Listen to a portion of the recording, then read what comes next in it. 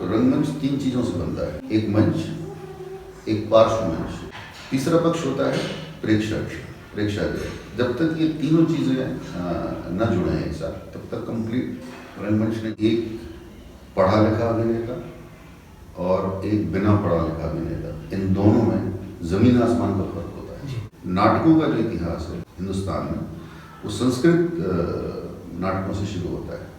तो सबसे पहले संस्कृत नाटक पढ़ो।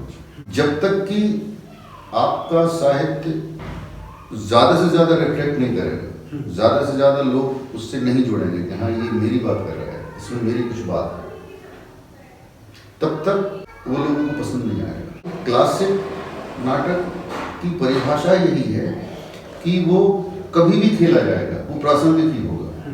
क्लासिक की सिर्फ इतनी सी परिभाषा है, लेकिन ये तलाश कभी पूरी होगी, इससे बहुत कुछ हासिल होगा, ये कहना थोड़ा मुश्किल है।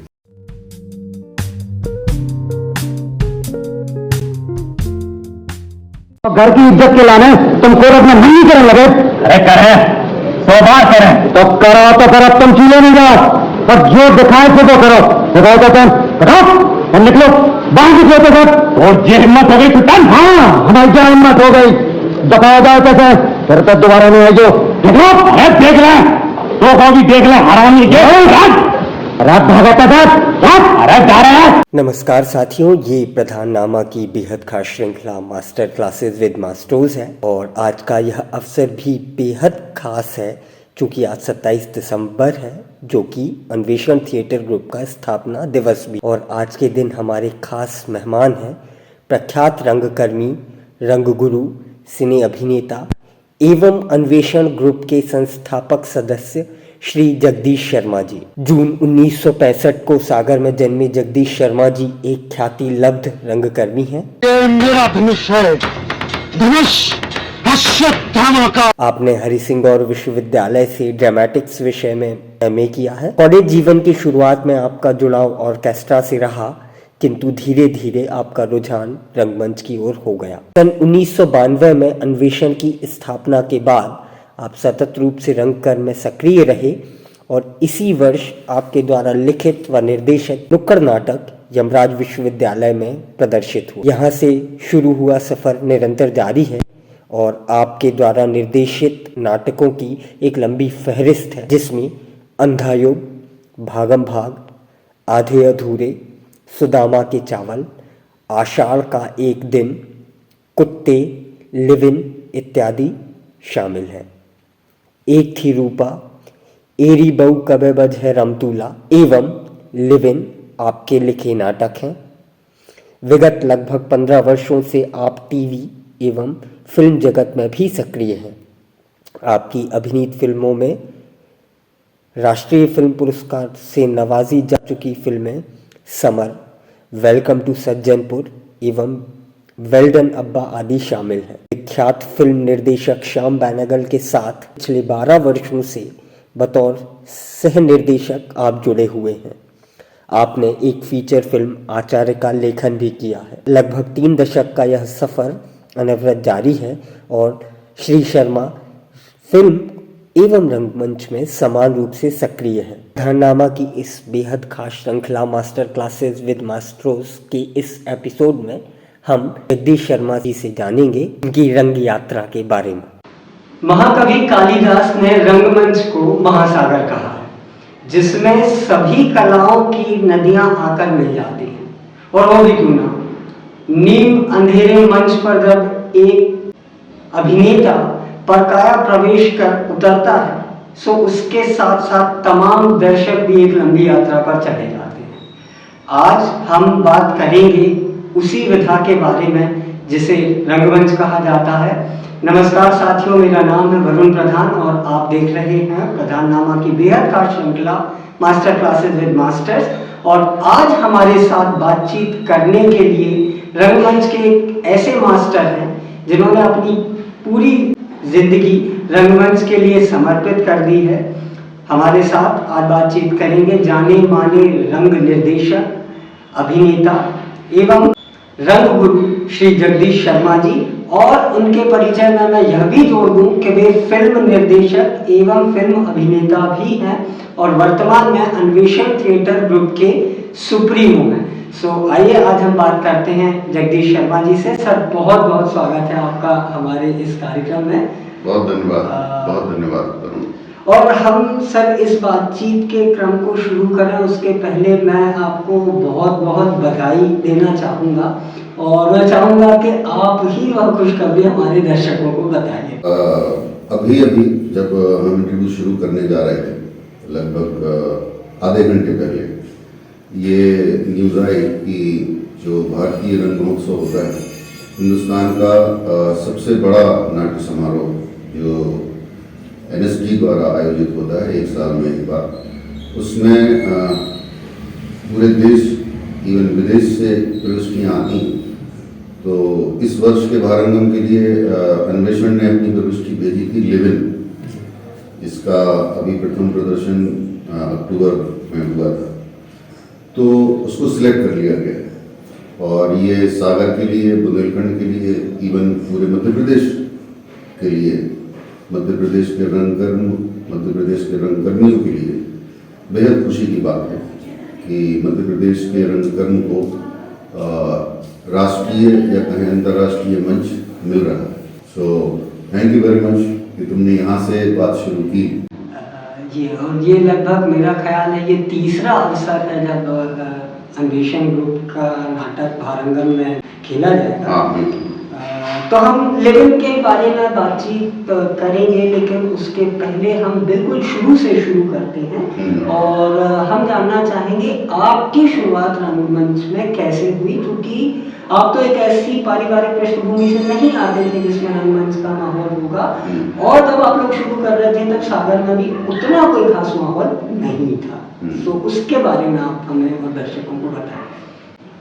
शुरुआत मेरी अपनी शुरुआत होती है ऑर्केस्ट्रा से। मैं रिदम प्लेयर हुआ करता था बहुत पहले सागर में, जब ऑर्केस्ट्रा का बहुत माहौल होता था। अब तो ऑर्केस्ट्रा लगभग समाप्ति की हो गई। तो गोल्डन ऑर्केस्ट्रा हुआ करता था, उसमें मैं ड्रम बजाया करता था। फिर जब हम लोग विश्वविद्यालय में पहुँचे पढ़ने, तो जो ऑडियो विजुअल डिपार्टमेंट है हम लोग वहाँ पहुँचे। तो वहाँ भी मैं सबसे पहले वहाँ का जो ऑर्केस्ट्रा था उसमें रिदम बजाया करता था। Group songs, solo songs, orchestra और इंटर यूनिवर्सिटी के जो फेस्टिवल्स होते हैं उसमें भागीदारी बतौर रिदम प्लेयर मैं करता था। फिर नाटक भी एक विधा जो है कंपटीशन में, इंटर यूनिवर्सिटी फेस्टिवल्स में जाती थी। तो एक नाटक हुआ था नहीं, लक्ष्मी नारायण लाल जी का लिखा हुआ नाटक है नहीं। तो हम लोग गए थे शायद बनारस या उदयपुर, एकदम याद नहीं है। तो उसमें 7-8 कैरेक्टर्स थे। तो किसी एक कैरेक्टर को कुछ प्रॉब्लम हो गई। लगभग एक दिन पहले, एक रात पहले, दूसरे दिन उसका शो था नाटक का और एक रात पहले उसकी तबीयत खराब हो गई। तो उसके 7 डायलॉग थे। तो मेरे तमाम जो मित्र थे, जिसमें मुकेश तिवारी, आशुतोष राणा, श्रीवर्धन, महेंद्र मेवाती, ये हम सब लोग साथ में ही थे यूनिवर्सिटी में। तो ये लोग नाटक में थे, मैं ऑर्केस्ट्रा में था। अब वो जब उसको कुछ प्रॉब्लम हुई तो इन लोगों ने कहा कि तुम आओ और ये 7 डायलॉग याद करो। तो मैंने 7 डायलॉग याद कर लिए और एक रिहर्सल से, और वो भी रात में सबके साथ। और मैंने याद कर लिया कि इनके बाद मुझे ये पहला डायलॉग बोलना है, फिर यहाँ जब आएगा तो दूसरा, तीसरा, इस तरह से 7 डायलॉग। तो 6 डायलॉग मैंने बोल दिए कंप्लीट। 7वां डायलॉग मैं भूल गया कि कहाँ बोलना है। और वो 7वां जो डायलॉग था वो मुझे अभी भी याद है। एक लाइन का डायलॉग था कि मैं पा गया अपना सबको। ये संवाद था जो मैं भूल गया। और जब वो क्यों आया तो उन लोगों ने चूंकि एक आदमी ने प्रैक्टिस की थी, तो आशुतोष राणा उसमें मेन रोल कर रहे थे। तो मैं चुप हो गया, मतलब मैं भूल गया। तो एकदम आपाधापी सी होगी कि कैसे होगा। तो आशुतोष राणा मेरे पास आए और गले में हाथ डाल के मुझसे बोले कि अब तुम्हें ये बोलना है, मैं कह रहा हूँ, अब तुम्हें ये बोलना है कि मैं पा गया अपना सत्य। मुझे याद आया कि हाँ यहाँ हो गया, तो मैंने बहुत जोर से बोला था वो डायलॉग कि मैं पा गया अपना सत्य। अब इस बात को अगर थोड़ा सा फिलोसॉफिकल टच में दूं खुद, तो शायद वही सत्य था जो डायलॉग था कि मैं पा गया अपना सत्य, लेकिन सत्य को पाने की जो यात्रा है वो वहीं से शुरू होती है। तो पहला नाटक था। उससे पहले मैंने स्कूल में एक फौजी प्ले किया था, सिविल मिशन में पढ़ता था मैं, वहाँ एक फौजी का, वो ऐसे ही कुछ 5वीं 6वीं में। लेकिन ये वो मोमेंट है जब मैंने नाटक शुरू किया, मैं पा गया अपना सत्य। हालांकि सत्य आज भी नहीं पा पाया हूँ, और कोशिश है मेरी कि मैं उस सत्य को रुखसती से पहले पा जाऊँ। कोशिश है, हर क्षण हर पल उसी कोशिश में हूँ मैं कि वो सत्य जो है पूरा नहीं तो थोड़ी सी अगर उसकी झलक भी मिल जाए तो मैं समझूंगा कि मेरा रंग कर्म मेरी जिंदगी सार्थक हुई। तो मैं समझता हूँ कि सत्य के अन्वेषण की वो चाह का ही नतीजा अन्वेषण ग्रुप था। उसके पीछे की क्या सोच थी और क्या उसके पीछे की पूरी प्रक्रिया रही, उसके बारे में भी हमें बताएं। अव्वल तो उस समय व्हाट्सएप नहीं था, मोबाइल नहीं हुआ करते थे उस समय, और मतलब अच्छा था कि मोबाइल नहीं थे। अगर होते तो शायद पता नहीं कुछ और होता। तो मैंने जो अभी जिक्र किया कि फेस्टिवल में फिर शिरकत शुरू हुई बहुत से लोगों की, और ये 3 लोग, आशुतोष राणा, मुकेश तिवारी और श्रीवर्धन, ये लोग राष्ट्रीय नाट्य विद्यालय चले गए और एक वैक्यूम क्रिएट हुआ। तो वो जो नाटक का चस्का शुरू हुआ था वो शुरू होते ही डगमगा गया, क्योंकि बेसिकली मुकेश तिवारी को मैं सूत्रधार मानता हूँ सागर के आज के रंगमंच का, जो पिछले 30 सालों से चल रहा है। इसका सूत्रधार मानता हूँ मैं मुकेश को। लेकिन वो कुछ ऐसा लगा था कि नहीं ये करना है, इसमें मज़ा आया, और एकदम अचानक से वो नाटक जो मैंने बताया अभी कि वो फेस्टिवल में मैंने किया, उसके बाद मुझे ऑर्केस्ट्रा से एकदम ऐसी वो होने लगी कि नहीं इसमें मज़ा नहीं आ रहा है। मुझे ऐसा लगा कि हम लोग इमिटेट कर रहे हैं, क्रिएट नहीं कर रहे। Orchestra is not creation, it's a total imitation. कि वो जो रिकॉर्ड है उसमें से हमने सुना कि कैसे बजना है, यहाँ रुकना है, यहाँ चलना है, यहाँ तोड़ना है, और सो इट्स अ इमिटेशन। आपने अपनी तरफ से क्रिएट नहीं किया कुछ। नाटक में ये चीज़ मुझे समझ आई, फिर मैंने नाटक पढ़ना शुरू किया और बहुत मज़ा आया। और मुकेश मुन्ना कहना चाहिए, तो हम लोग आजू बाजू में घर हैं, तो बहुत बैठकें हुआ करती थी, ये नाटक पढ़ो, वो नाटक पढ़ो, फिर इस पर डिस्कशन हो रहा है। रात के 2 बज गए, 3 बज गए, और बहुत मज़ा आने लगा उसमें। लेकिन ये मज़ा अपनी उठान पे था और ये लोग दिल्ली चले गए, तो मैं लगभग अकेले ही बचा। तो वो छटपटाहट थी, तो फिर कुछ लोग इकट्ठे हुए, और भी लोग थे जो करना चाहते थे, इकट्ठे हुए, और एक विचार आया कि हम लोग एक थिएटर ग्रुप बनाएंगे।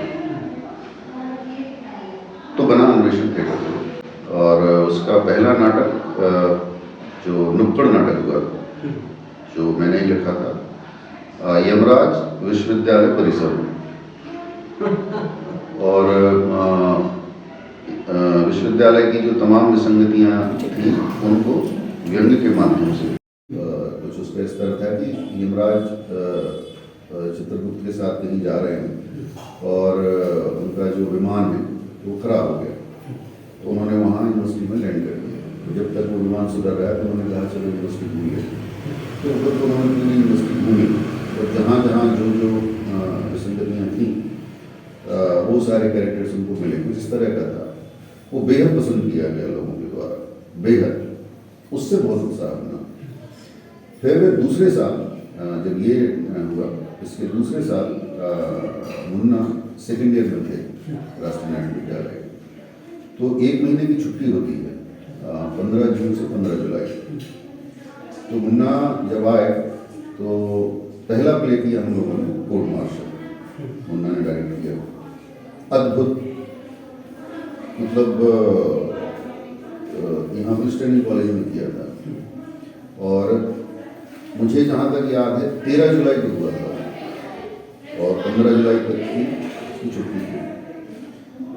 13 जुलाई को मुकेश को प्ले करके वापस चले गए।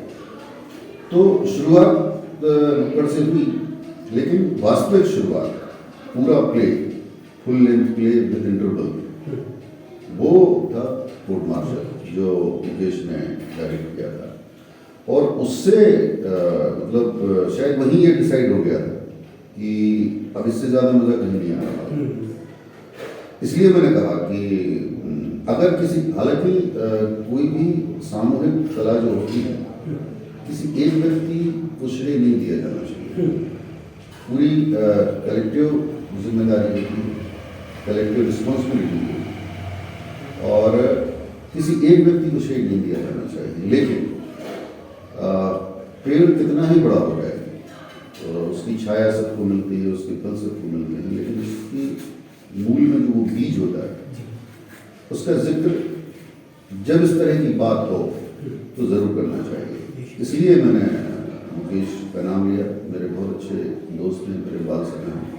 मैं इसलिए नहीं कह रहा हूँ, ये वास्तविक बात है। इसके इतर भी लोग कुछ जहाँ वहाँ बातें करते हैं, वो सब मिथ्या है। सच्चाई ये है इसका सूत्रपात आज का जो रंगमंच है सागर का, इससे पहले 70 के दशक में हुआ करता था। प्रयोग नाम की संस्था थी, काफ़ी अच्छा रंगत किया। झा साहब जो हमारे बीच नहीं है, इन लोगों ने अपना एक ग्रुप बनाया था। 70 के दशक में सागर विश्वविद्यालय में बड़े बड़े प्ले किए इन लोगों ने। फिर वो क्रम टूट गया, जो लोग सब जॉब में आ गए।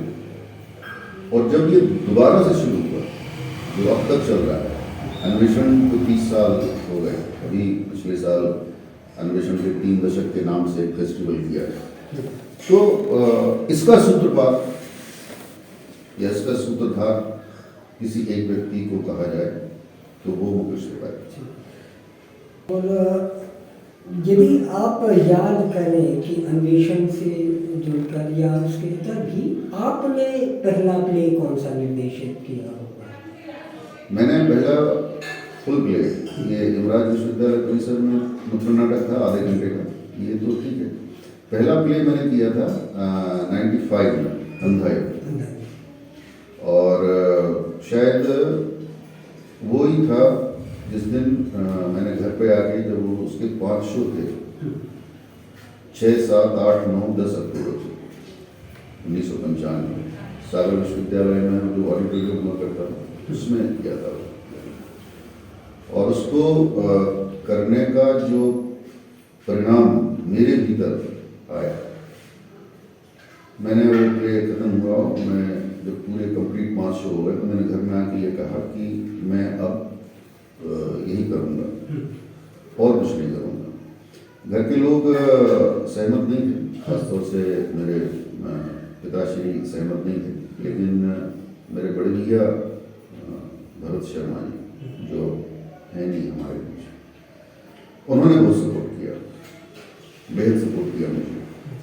तो उनके सपोर्ट से और मैं अपनी इस सोच के साथ आगे बढ़ा।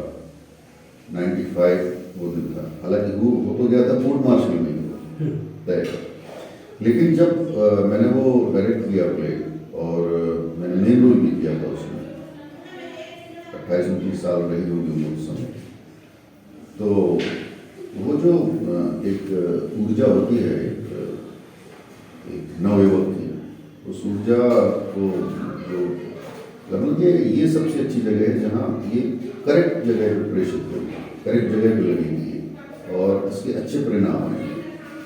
सो 1995 अक्टूबर मैं निर्धारित किया था मैंने डायरेक्ट, और तब से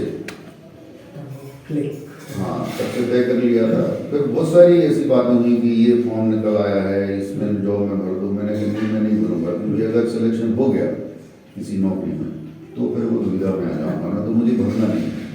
तो मुझे गाय ब्याहे घर पर बहुत मलामत सहनी पड़ी, खासतौर से पिताजी की तरफ से। हालांकि उनका पॉइंट ऑफ व्यू करेक्ट था कि भाई जॉब करनी चाहिए, लेकिन अब कुछ सोच थी, कुछ भाग्य कह लो, कुछ विधान प्रारब्ध, जो भी करो, लेकिन आई एम क्वाइट हैप्पी कि मैंने सही डिसीजन लिया।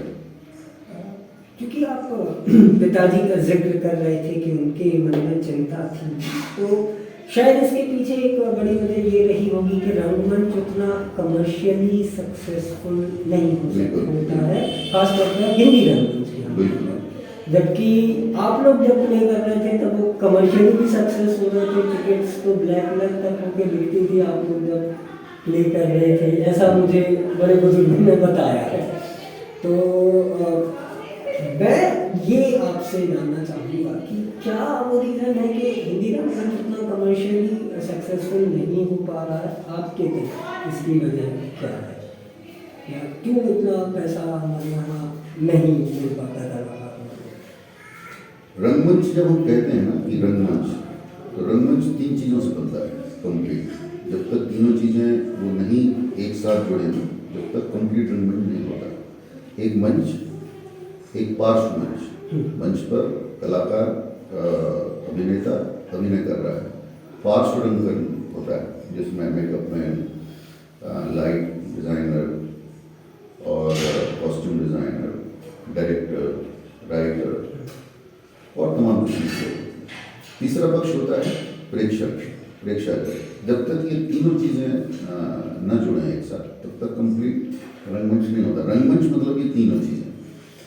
अब रंगकर्मी है, रंगमंच पे कलाकार है, पार्श्व रंगकर्मी भी, प्रेक्षक नहीं।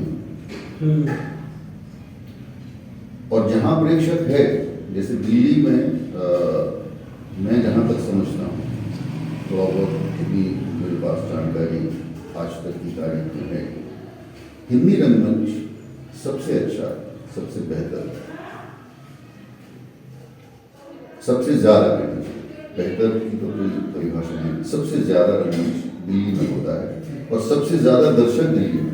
मैंने भी बहुत सारे प्लेस दिल्ली में देखे हैं, पर्याप्त दर्शक लाइन लगा के टिकट खरीद रहे हैं और पहले से एडवांस बुकिंग करवा रहे हैं टिकट की। तो वहाँ वो जो फाइनेंस का मसला है, वो दर्शकों के द्वारा खरीदे हुए टिकट के माध्यम से होता है। सागर में जब हम लोगों ने शुरू किया था तो दर्शक थे नहीं, और 5 रुपये का टिकट था सबसे पहले। पहला प्ले जो किया था कोर्ट मार्शल, उसमें तो टिकट ही नहीं था। जब वो प्ले खत्म हुआ तो हम लोगों ने वो ऐसे तौलिया लेके और दर्शकों के बीच आए तो उन्होंने पैसे डाले थे। ये मुन्ना का प्रयोग था, इस तरह से काफ़ी पैसे उसमें डाले। और फिर उसके बाद प्ले किया था होली, तो उसमें 5 रुपये का टिकट था और अंदर में शायद 10 रुपये का टिकट था। तो हम लोग टोलियों में जाते थे, 30, 35, 40, 50 लोगों का ग्रुप हुआ करता था उस समय, बहुत भीड़ थी।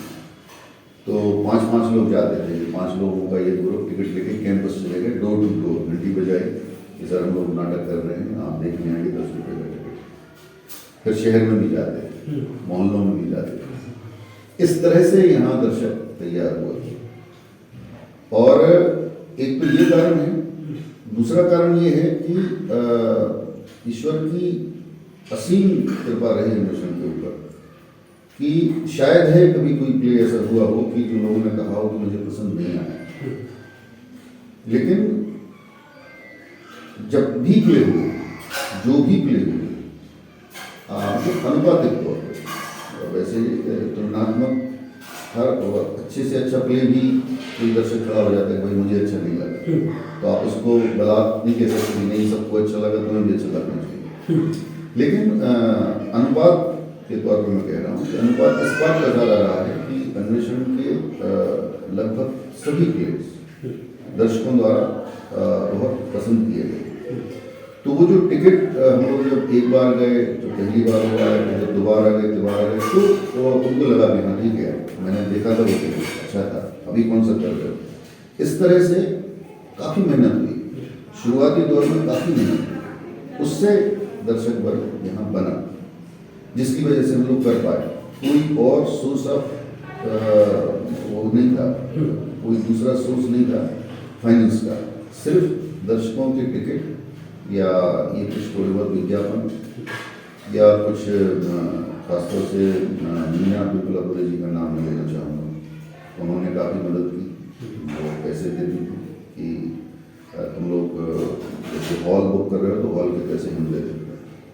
दिलीप मलैया जी हैं, उनका भी जिक्र ज़रूर करना चाहूँगा। अन्वेषण की बात जब भी हो तो ये जो मैं नाम ले रहा हूँ, उन्होंने बीच शहर में उनका बहुत बड़ा क्या घर कहना चाहिए कि बंगला कहना चाहिए, जिसमें दैनिक भास्कर का ऑफिस का होता है। तो एक पूरा फ्लोर हम लोगों को करीब 4000 स्क्वायर फीट की जगह हम लोगों को दे दी थी कि ये तुम लोग यहाँ करो। कहाँ तुम लोग घूमते रहते हो, पेड़ के नीचे कर रहे हो, यहाँ कर रहे हो। तो वहाँ से और एक स्थायित्व मिला अन्वेषण को, और फिर उसके बाद किन्हीं कारणों से वो दूसरी जगह चला गया वो जगह। फिर हम लोग वात्सल स्कूल पहुँचे, तो करीब 15 साल से वात्सल स्कूल में रह कर रहे हैं। तो जो अलका श्रीवास्तव मैडम है, उनका भी बहुत शुक्रगुजार हूँ मैं, पूरा अन्वेषण शुक्रगुजार है इन 3 लोगों का खासतौर। इन्होंने बहुत मदद की, और बाकी टिकट से इस तरह से हम लोग करते रहे। कभी कोई इनकम नहीं, कर्जे में रहे हमेशा, और जेब के पैसे लगे, मतलब मेरे नहीं सभी के लगे। तो इस तरह से तुम्हारा प्रश्न, मूल प्रश्न यह था कि दर्शक वो फाइनेंशियली प्रॉब्लम है हिंदी बेल्ट में। उसकी वजह मैं मानता हूँ दर्शकों की, और दूसरी वजह जो लोग नाटक कर रहे हैं उनको इतनी जिम्मेदारी के साथ नाटक करना चाहिए कि अगर एक बार कोई प्ले देखने आया तो वो ये कहे कि मुझे दोबारा भी देखना है। वो उनकी भी जिम्मेदारी है।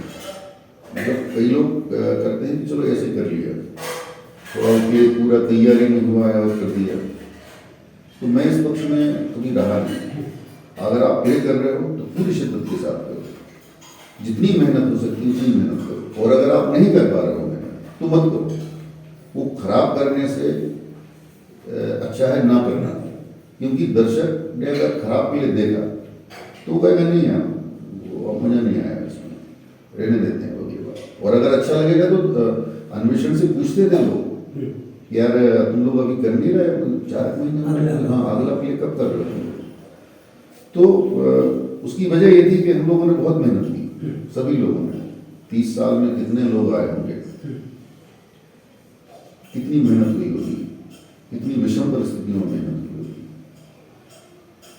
तो ये 2-3 वजह है, और थोड़ा सा कुछ गवर्नमेंट की तरफ से भी मैं ये कहूँगा कि थोड़ी सी और व्यवस्थाएं रंगकर्म को, रंगमंच के खासतौर से, मतलब पर्टिकुलर रंगमंच को कर रहे हैं। जैसे सागर में एक भी प्रॉपर हॉल नहीं है जिसमें नाटक किया जा सके, प्रॉपर हॉल नहीं है, जबकि नए बन गए लेकिन नहीं है। ये मैं मानता हूँ कि शासन को इस तरफ ध्यान देना चाहिए कि ये व्यवस्थाएं, ये सुविधाएं जो रंगकर्मी हैं, जो रंगकर्म कर रहे हैं, इतनी विषम परिस्थितियों में कर रहे हैं, उनको कम से कम इतनी सुविधाएं दें कि जब वो नाटक करें तो उनका किया हुआ लोगों को प्रॉपर दिखाई दे, उनका बोला हुआ लोगों को प्रॉपर सुनाई दे, तो बात बनेगी। अभी जैसे सिर्फ सागर की नहीं, सराउंडिंग बात करते हैं, दमोह में प्लेस करते हैं लोग, कई सालों से करते चले आ रहे हैं, एक भी हॉल नहीं। टीकमगढ़ में अभी शुरू हुआ है, वहाँ भी हॉल नहीं। ऐसी कितनी छोटी छोटी जगह हैं जहाँ प्लेस होते हैं, छतरपुर है, हॉल ही नहीं। तो कम से कम एक शहर में शासन से मेरी शिकायत नहीं है, कोई शिकवा नहीं, ये अपील है कि कम से कम एक हॉल, प्रॉपर हॉल अगर वो नाटक के हिसाब से प्रॉपर हॉल आपने बना दिया तो उसमें आप कुछ भी कर सकते हैं, वो हर कला के लिए प्रॉपर बैठ जाएगा। तो ये कुछ कारण है ऐसे कि वो बात बन नहीं पाती। दिल्ली का कारण ये है कि दिल्ली में एक से एक हॉल है, आप अगर पिन भी स्टेज पर डालते हो तो उसकी आवाज़ भी सुनाई देती है, आप अगर सांस लेते हो जोर से तो उसकी भी आवाज़ सुनाई देती है, तो मज़ा आता है लोगों को।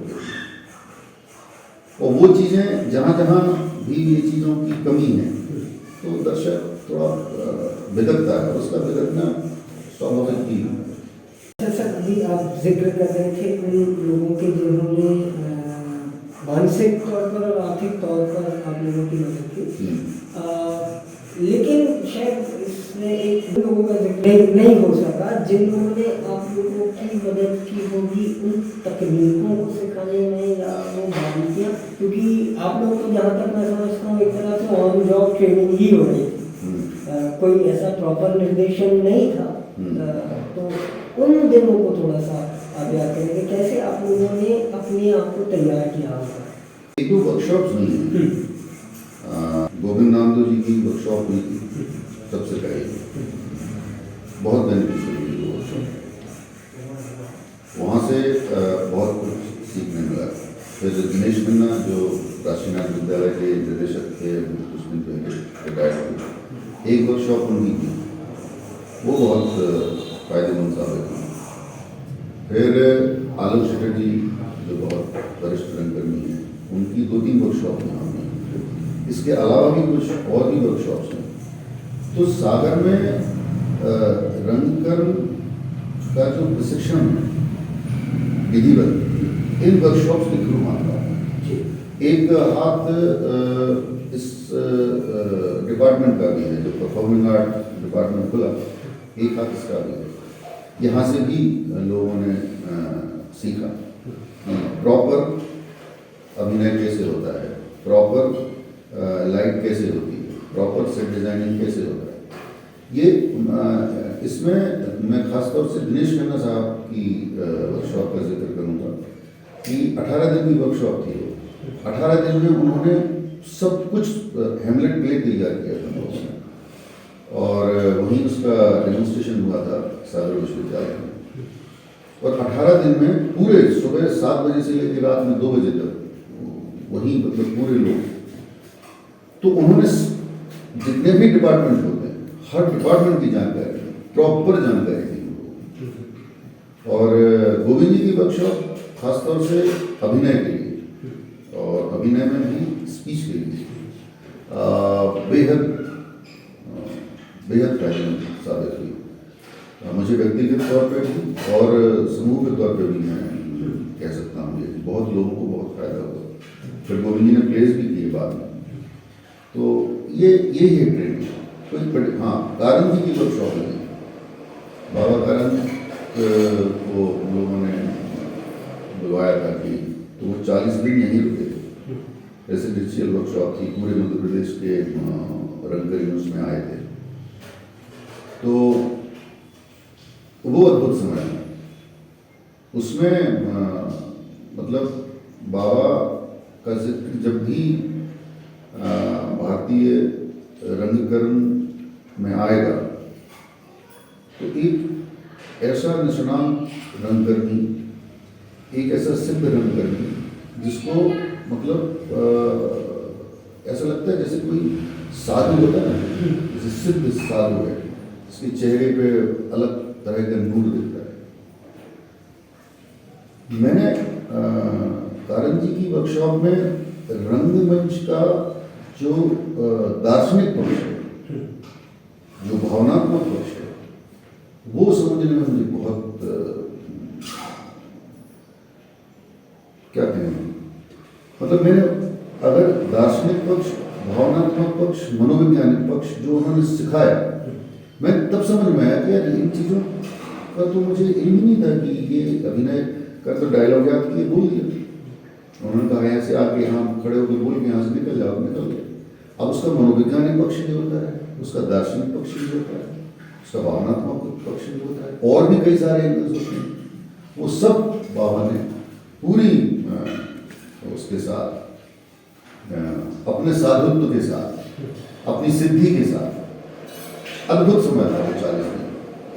बाबा लोगों के साथ रहे या हम लोग बाबा के साथ रहे। यहीं सिविल लाइन्स में एक मलैया भवन हुआ करता था, शायद अभी भी है। अद्भुत समय था वो। तो यही है अन्वेषण का प्रशिक्षण, खासतौर से इन वर्कशॉप्स के थ्रू और परफॉर्मिंग आर्ट जो सागर विश्वविद्यालय में, उसका भी योगदान इनके ही थ्रू प्रशिक्षित हुए। और फिर हुआ क्या कि अन्वेषण जैसे जैसे बड़ा होता गया, मतलब जैसे जैसे उसकी उम्र बढ़ती गई, तो अन्वेषण के जो रंगकर्मी हैं, जो वरिष्ठ होते हैं, अनुभव जो लेते हैं, फिर वो अनुभव उन्होंने दूसरों के साथ शेयर किया। तो उस शेयरिंग से बात बनती गई, कड़ी से कड़ी जुड़ती गई और एक लंबी फहरिस्त तैयार होती है, जिसमें आज मैं कह सकता हूँ कि अन्वेषण में, सागर में बहुत अच्छे अभिनेता हैं, बहुत अच्छे पार्श्व रंगकर्मी हैं, बहुत अच्छे लाइट डिज़ाइनर हैं, बहुत अच्छे सेट डिज़ाइनर हैं, जो बहुत अच्छा काम करते हैं। और सब इन्हीं वर्कशॉप्स के थ्रू आए। और ऐसा कुछ पर्टिकुलर प्रशिक्षण, जैसे हम लोगों को तो कोई प्रशिक्षण था ही, हम लोगों की बस इच्छा शक्ति थी, बहुत इच्छा थी करने की। शायद वही नहीं आ रहा है कुछ तो उनसे पूछ लो, उन्होंने कहा वहाँ चले जाओ। तो मैं झा साहब के चैम्बर के बाहर ही खड़ा रहता था, गाए ब्याए, वो क्लास ले रहे हैं, मैं बाहर खड़ा, वो बाहर निकले, मैंने सर ये अंधा पढ़ा है मैंने, ये मुझे समझ ही नहीं आया कैसे लिखा है, ये तो अजीब सा लिखा है। तो उन्होंने कहा एक बार और पढ़ो, फिर आना, फिर दोबारा पढ़ के पहुँचे। फिर आषाढ़ का एक दिन बहुत झा साहब फिर शाम को वहीं विश्वविद्यालय में कैंपस में रहते थे, तो वहाँ पान खाने का बड़ा शौक था उनको। पान खाने आते थे पूरन के डब्बे, वहाँ बैठा रहता था मैं, खूब घंटों वो बताया करती थी कि ये ऐसा है, ये ऐसा है, ऐसे ही जोड़ जोड़ के। सर एक प्रश्न जो हमें किसी और ने भेजा है कि वो सर से ज़रूर पूछिएगा, मैं वो पूछना चाहूँगा। उनका प्रश्न ये था कि सर की आवाज़ बड़ी बुलंद और दमदार है, तो कुछ तो ये नेचुरल भी होगी, लेकिन बहुत सारी शायद इसमें ट्रेनिंग भी लगी होगी, कई वर्षों का अभ्यास होगा, तो वो आप ज़रूर उनके लिए और हमारे बाकी दर्शकों के लिए बताएं। नेचुरल ही है, मतलब बाय बर्थ जैसी भी है। कुछ वॉइस एक्सरसाइज जो थिएटर में होती हैं, वो जब मुझे बताई गई थी सालों पहले, तो वो की, तो उससे थोड़ी सी और बेहतर। लेकिन ज़्यादातर इसमें मैं यही कहूँगा कि नेचुरल है, जैसी भी है। और जिन्होंने भी ये प्रश्न पूछा है कि बेसफुल आवाज़ या दमदार आवाज़, ये थोड़ा सा मिसकंसेप्शन है, मिसकंसेप्शन वॉइस के विषय में। जब वॉइस कल्चर पे बात होती है तो हर व्यक्ति की आवाज़, जो उसकी खुद की अपनी आवाज़ है, वो सबसे सुंदर, सबसे अच्छी आवाज़ वही है। अब उसमें कितना बेस है, कितना बेस नहीं है, किस तरह की आवाज़ है, कुछ पतली आवाज़ है, कुछ मोटी आवाज़ है, कुछ ऐसी है, कुछ वैसी है, लेकिन सबसे खूबसूरत आवाज़ उसकी वही है। वॉइस कल्चर उन लोगों को पढ़ना चाहिए जिसमें खासतौर से उच्चारण शब्दों के 52 अक्षर होते हैं हिंदी में।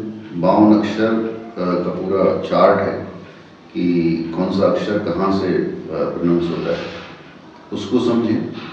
और जो लय होती है, आरोह अवरोह होते हैं, उनको समझें। संवाद अदायगी के संबंध में बात कर रहा हूँ मैं। आवाज़ उनकी जो है वही अच्छी है। अगर किसी की आवाज़ बेसफुल नहीं है, उसमें बहुत ज़्यादा बेस नहीं है, तो वो ये ना माने कि मैं अच्छा अभिनेता नहीं हूँ। वो भी उतने ही अच्छे अभिनेता हो सकते हैं जितने कि वो अभिनेता जिसकी आवाज़ में बेस है। तो वॉइस कल्चर पढ़ना चाहिए, आरोह अवरोह, उच्चारण, पेस, कम ज़्यादा, रिदम, कैसे इस डायलॉग को हमें तेज़ बोलना है, कहाँ इसको धीमा करना है, वो कुछ तो डायरेक्टर पे डिपेंड करता है, लेकिन डायरेक्टर एक बार बताएगा, 2 बार बताएगा। आप जब तक निजी अभ्यास नहीं करेंगे तब तक अच्छा अभिनय, सच्चा अभिनय थोड़ा मुश्किल है। मेरी ऐसी मान्यता है, मैं खुद भी उसको फॉलो करने की हमेशा कोशिश करता हूँ। व्यक्तिगत जो अभ्यास है, निजी अभ्यास है, जैसे आप प्रैक्टिस, नाटक की प्रैक्टिस हुई 3 घंटे 4 घंटे, वहाँ जो भी बताया गया आपको, जब तक वो आप घर पे नहीं करेंगे उसका रिजल्ट नहीं आएगा, वो समझ ही नहीं आएगा। वहाँ सिर्फ चीज़ें समझी जाती हैं प्रैक्टिस में कि यार ऐसा बताया मुझे बोलना।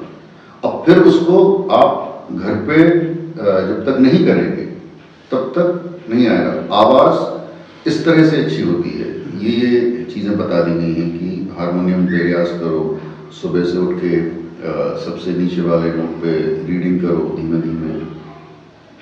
वो जो 52 अक्षर हैं वो कैसे कैसे कहाँ से निकलते हैं, हर अक्षर जो है, कई कुछ तालब में बोलते हैं कि वहाँ से निकलेगा, जीभ यहाँ लगेगी तब वो उच्चारण होगा।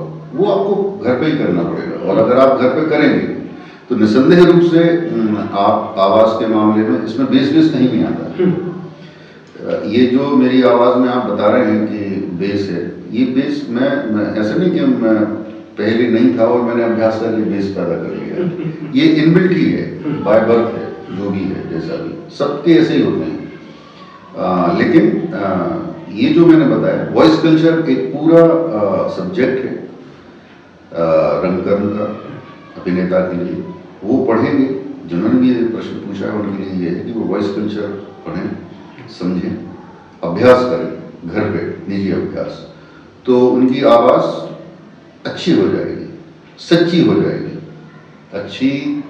अच्छा का तो कोई पैमाना नहीं है, सच्चे का पैमाना हो सकता है कि आप कितनी सच्चाई के साथ उसको बोल रहे हैं, संवाद को।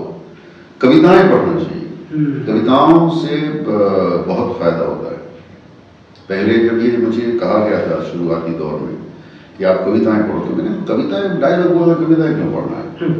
लेकिन फिर जब पढ़ना शुरू किया, फिर बोलना शुरू किया, ऑर्केस्ट्रा में, मैंने बताया मैं ऑर्केस्ट्रा में था तो मैं वो अनाउंसमेंट भी करता था, तो वहाँ कुछ शेर व शायरी की डिमांड होती थी, तो शेर शायरी तैयार किए, फिर उनको बोलने का अंदाज, फिर कुछ किसी ने बताया कि इसको ऐसे बोलोगे, उससे बड़ा फ़ायदा होता है। उससे समझ आता है कि कैसे एक चीज़ जो लिखा गया है, पूरा एक फ्रेज कैसे बोला जाएगा। बाकी फिर डायरेक्टर बताता है कि इसको इस अंदाज में बोलना है, इस भाव से बोलना है। तो आप उस तरह से कुल मिलाकर निजी अभ्यास है, और आवाज़ का बेस का जो भी अगर किसी के मन में ऐसा है तो वो निकाल दें। मेरा अपना अनुभव ये कहता है कि इस हमारे देश में फिल्मों की अगर बात करें तो मिथुन चक्रवर्ती है, उनकी आवाज़ बेसफुल आवाज़ नहीं, लेकिन उनको 3 या 4 बार नेशनल अवार्ड मिले और गजब के अभिनेता हैं। हालांकि हमारे यहाँ फिल्म का ट्रेंड इस तरह का होता है कि ये छाप मार देते हैं कि ये डिस्को डांसर है, ये एक्शन हीरो हैं, या ये रोमांटिक हीरो हैं, तो वो छाप उन पर भी लग गई। बट वो बहुत अच्छे अभिनेता हैं, उनकी आवाज़ में बेस नहीं, बिल्कुल भी नहीं। और वो जब वो अभिनय करते हैं तो आवाज़ पे ध्यान भी नहीं जाता कि यार इसमें आवाज़ बेस और होता अगर मिथुन दा की आवाज़ में तो कमाल हो जाता, ऐसा नहीं लगता। और कई बेस, बड़े बड़े बेस वाले अभिनेता हैं जो अच्छे अभिनेता नहीं, बेस है उनकी आवाज़ लेकिन अच्छे अभिनेता नहीं। तो उनके लिए जो जिन्होंने भी ये प्रश्न पूछा है, बड़ा अच्छा क्वेश्चन है, ठीक लगा मुझे नहीं पूछा। उनके लिए यही है कि बस वो वॉइस कल्चर पूरा समझें और निजी अभ्यास रोज डेली बिना छूटे, तो आवाज़ खनकने लगती है। सर, आप अभी कविताओं का जिक्र कर रहे थे, पढ़ने लिखने का जिक्र कर रहे थे, और ये आरोप लगातार हमारी पीढ़ी पर वरिष्ठ जन लगाते हैं कि नई पीढ़ी पढ़ती लिखती नहीं है। खास तौर पर वो लोग जिन्हें बहुत ज़्यादा पढ़ना लिखना चाहिए, रंगकर्मी हो या अन्य कलाकार, तो क्या आप भी ऐसा मानते हैं? मैं इसमें एक सप्लीमेंट्री क्वेश्चन और ऐड करूंगा। कई बार जो नए रंगकर्मी होते हैं वो कहते हैं यार हमें समझ में नहीं आता कि पढ़े क्या। किसी ने कह दिया प्रसाद पढ़िए, लेकिन वो हमें समझ नहीं आते। मोहन राकेश हमारे सर के ऊपर से जाते। तो क्या पढ़ें, किस तरह से पढ़ें जो लोग शुरुआत कर रहे होंगे? या लोग कहते हैं कि हम लिटरेचर पढ़ना चाहते हैं पर समझ ही नहीं आता शुरू कहाँ से करें। आमतौर पर मैं ये प्रश्न अंत में पूछता हूँ, पर ये क्योंकि बात उस कॉन्टेक्स्ट में चली है, सो वो आप जरूर बताएं। नसीरुद्दीन शाह, नसीब भाई हमारे देश के बहुत बड़े अभिनेता हैं। उन्होंने एक अपने इंटरव्यू में एक बात कही कि एक पढ़ा लिखा अभिनेता और एक बिना पढ़ा लिखा अभिनेता, इन दोनों में जमीन आसमान का फर्क होता है। तो अव्वल तो ये है कि अभिनेता को पढ़ना ही चाहिए। अगर कोई ये कहे कि हमें क्यों पढ़ना है, हमें संवाद दे दो, हम याद करके और जो बताएंगे बोलना चाहिए, तो ऐसे अभिनेता हैं। लेकिन एक पढ़े लिखे और एक बिना पढ़े लिखे, बिना पढ़े लिखे मतलब जिसने साहित्य नहीं पढ़ा है, जिसने अभिनय नहीं पढ़ा है, उसमें बहुत फर्क होता है। अब बात दूसरे जो सप्लीमेंट्री क्वेश्चन है कि क्या पढ़ें, कैसे पढ़ें, समझ नहीं आ रहा है। तो जो गंगा में हम स्नान करते हैं संगम में, गंगा निकलती गंगोत्री से, है ना, तो वहां से शुरू करेंगे गंगा को समझना कि गंगोत्री से गंगा का उद्गम हुआ और फिर कहाँ से चलते चलते आए। तो अगर पढ़ना है, जैसे मैंने पढ़ा या मुझे जो बताया गया, मैंने जैसे पढ़ा कि शुरू से पढ़ना चाहिए। इतिहास जो है वो शुरू से पढ़ना चाहिए। नाटकों का जो इतिहास है हिंदुस्तान में, वो संस्कृत नाटकों से शुरू होता है। तो सबसे पहले संस्कृत नाटक पढ़ना चाहिए, फिर संस्कृत नाटकों के बाद जो आते हैं वो पढ़ना चाहिए। जो फिर पारसी रंगमंच आता है, पारसी रंगमंच पढ़ना चाहिए, लाइन से पढ़ना चाहिए। जिस तरह से वो जो प्रवाह है, गंगोत्री से गंगा निकलती है, तो संस्कृत नाटकों से नाटक शुरू होते हैं हिंदुस्तान में। तो हम संस्कृत नाटक पढ़ते हैं। नहीं समझ में आया, हमने पढ़ा भास का नाटक, हमने पढ़ा कालिदास का अभिज्ञान शाकुंतलम, हमें बिल्कुल समझ नहीं आया, कोई बात नहीं, उसको पढ़ के रख दो, पढ़ते चलो। ऐसा हो सकता है कि तुम संस्कृत नाटक पढ़ लो, 25 नाटक पढ़ो, 26वें नाटक तुम मोहन राकेश का पढ़ो, तो तुम्हें वो पहला नाटक भास का समझ आएगा, अच्छा ये था उसमें। लेकिन अगर बीच से कहीं से उठाओगे तो जो प्रवाह है वो टूटेगा। फिर इतिहास की महत्ता जो है वो सिर्फ इसलिए नहीं है कि हमें जानकारी हो कि इतिहास क्या है। इतिहास की महत्ता जहाँ तक मेरी समझ है वो इसलिए है कि हमें ये समझ में आता है कि समय के साथ साथ कैसे कैसे बदलाव होते हैं। संस्कृत नाटक जब लिखे जाते थे तो उनका कंटेंट क्या होता था, फिर पारसी रंगमंच जो बहुत समृद्ध रंगमंच था उसका कंटेंट क्या था, फिर जब देश आज़ाद नहीं था तब नाटक लिखे जा रहे थे, उसका कंटेंट क्या था, फिर देश जब आज़ाद हो गया फिर उसका कंटेंट क्या है। ये सब बदलते जाएंगे। जिस तरह का समाज होगा उस तरह का साहित्य लिखा जाएगा, उस तरह के नाटक लिखे जाएंगे। तो अगर क्रम से पढ़ेंगे तो बात समझ में आती जाएगी, नाटक भी समझ में आता जाएगा, और वो जो चेंजेस हैं, जो परिवर्तन हो रहे हैं लेखन में, वो भी समझ में आते जाएंगे। स्वतंत्रता से पहले उस तरह का साहित्य लिखा जाता था कि जो लोगों को इस बात के लिए प्रोवोक करता था कि हमारा देश गुलाम है और हमें आज़ादी के लिए लड़ना है। नाटक भी वैसे लिखे जाते थे, कविताएं भी वैसे लिखी जाती थी। आज के दौर में अगर वो नाटक लिखा जाएगा तो वो अप्रासंगिक है, ना हम गुलाम हैं ना उस तरह की परिस्थितियां हैं। आज का नाटक आज का समाज जो है उसको रिफ्लेक्ट करेगा। जो कुछ भी समाज में हो रहा है आज, हम गुलाम नहीं हैं, हम आज़ाद हैं और समाज बहुत मॉडर्न है, बल्कि पोस्ट मॉडर्निज्म की तरफ हम लोग जा रहे हैं। तो हमें उस तरह का कंटेंट रखना पड़ेगा नाटकों में। तो लाइन से अगर पढ़ेंगे तो नाटक भी समझ में आएगा और खासतौर से जो परिवर्तन हो रहे हैं वो समझ में आएंगे, और सिर्फ इतिहास की महत्ता इतनी नहीं है, इतनी भी है कि हमें, अगर हम लाइन से पढ़ते हैं तो हमें ये समझ में आ जाता है कि अब आगे क्या होगा इसके। इतिहास की सबसे बड़ी विशेषता ये है कि पढ़ लिए वो तो गुजर गया, जो गुजर गया वो तो अब उस पर तो कोई वश नहीं, लेकिन अगर हमें समझ आ गया है तो हम ये भी समझ सकते हैं उससे कि कल क्या होगा। चाहे वो कोई सामाजिक मुद्दा हो, चाहे राजनीतिक मुद्दा हो, चाहे धार्मिक मुद्दा हो, किसी भी मसले को उठाओ, तो अगर उसका इतिहास में मालूम है कि ये कैसे कैसे चेंज होकर यहाँ तक आया है, तो हम अंदाजा लगा सकते हैं कि अब आगे ऐसे होगा। तो जो पढ़ना चाहते हैं वो इस तरह से पढ़ें। मैंने इसी तरह से पढ़ा कि क्रम से पढ़ा मैंने नाटक, और बिल्कुल समझ में नहीं आता था। जैसे बादल सरकार के नाटक जब मैंने पढ़े तो मुझे बिल्कुल समझ नहीं आया कि ये कैसे लिख रहे हैं।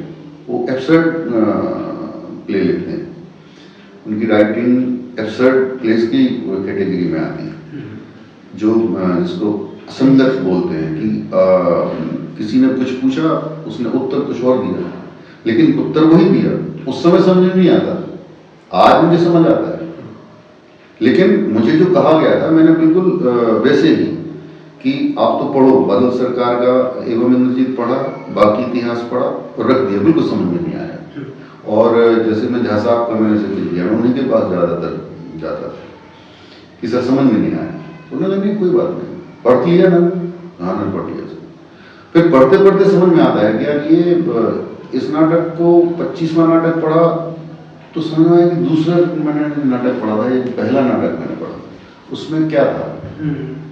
तो इसमें थोड़ी पेशेंस की जरूरत होती है। एक तो पढ़ना ही अपने आप में आजकल, अगर संदर्भ आजकल की पीढ़ी का है तो ये इंटरनेट का जमाना है, लोगों को पढ़ने वढ़ने में ज़्यादा दिलचस्पी है, लेकिन जो भी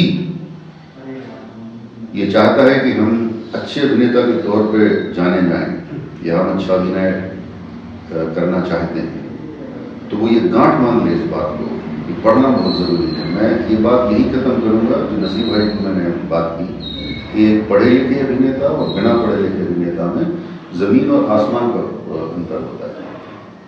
अभिनेता वो भी है, ये भी है, लेकिन बहुत फर्क होता है। पूरी जो दिमाग की खिड़कियाँ हैं वो खुल जाती हैं, बात समझ में आ जाती है, आप इतनी मैच्योरिटी आ जाती है कि नाटक शुरू होता है और आपको समझ में आ जाता है कि ये कहानी कहाँ जाएगी, कैसे जाएगी, इसके ट्विस्ट टर्न्स क्या क्या होंगे, समझ आ जाता है। और एक अभिनेता को इस तरह की समझ में परिपक्वता बेहद ज़रूरी है अच्छे अभिनय के लिए। तो पढ़ना बहुत ज़रूरी है, इस तरह से जैसे मैंने पढ़ा। यही बता सकता हूँ, हो सकता है कोई इससे अच्छा कोई थ्योरी हो पढ़ने की, लेकिन अब चूंकि मुझसे पूछा है तो मैंने ऐसे ही पढ़ा, तो मैं ऐसे ही बता सकता हूँ।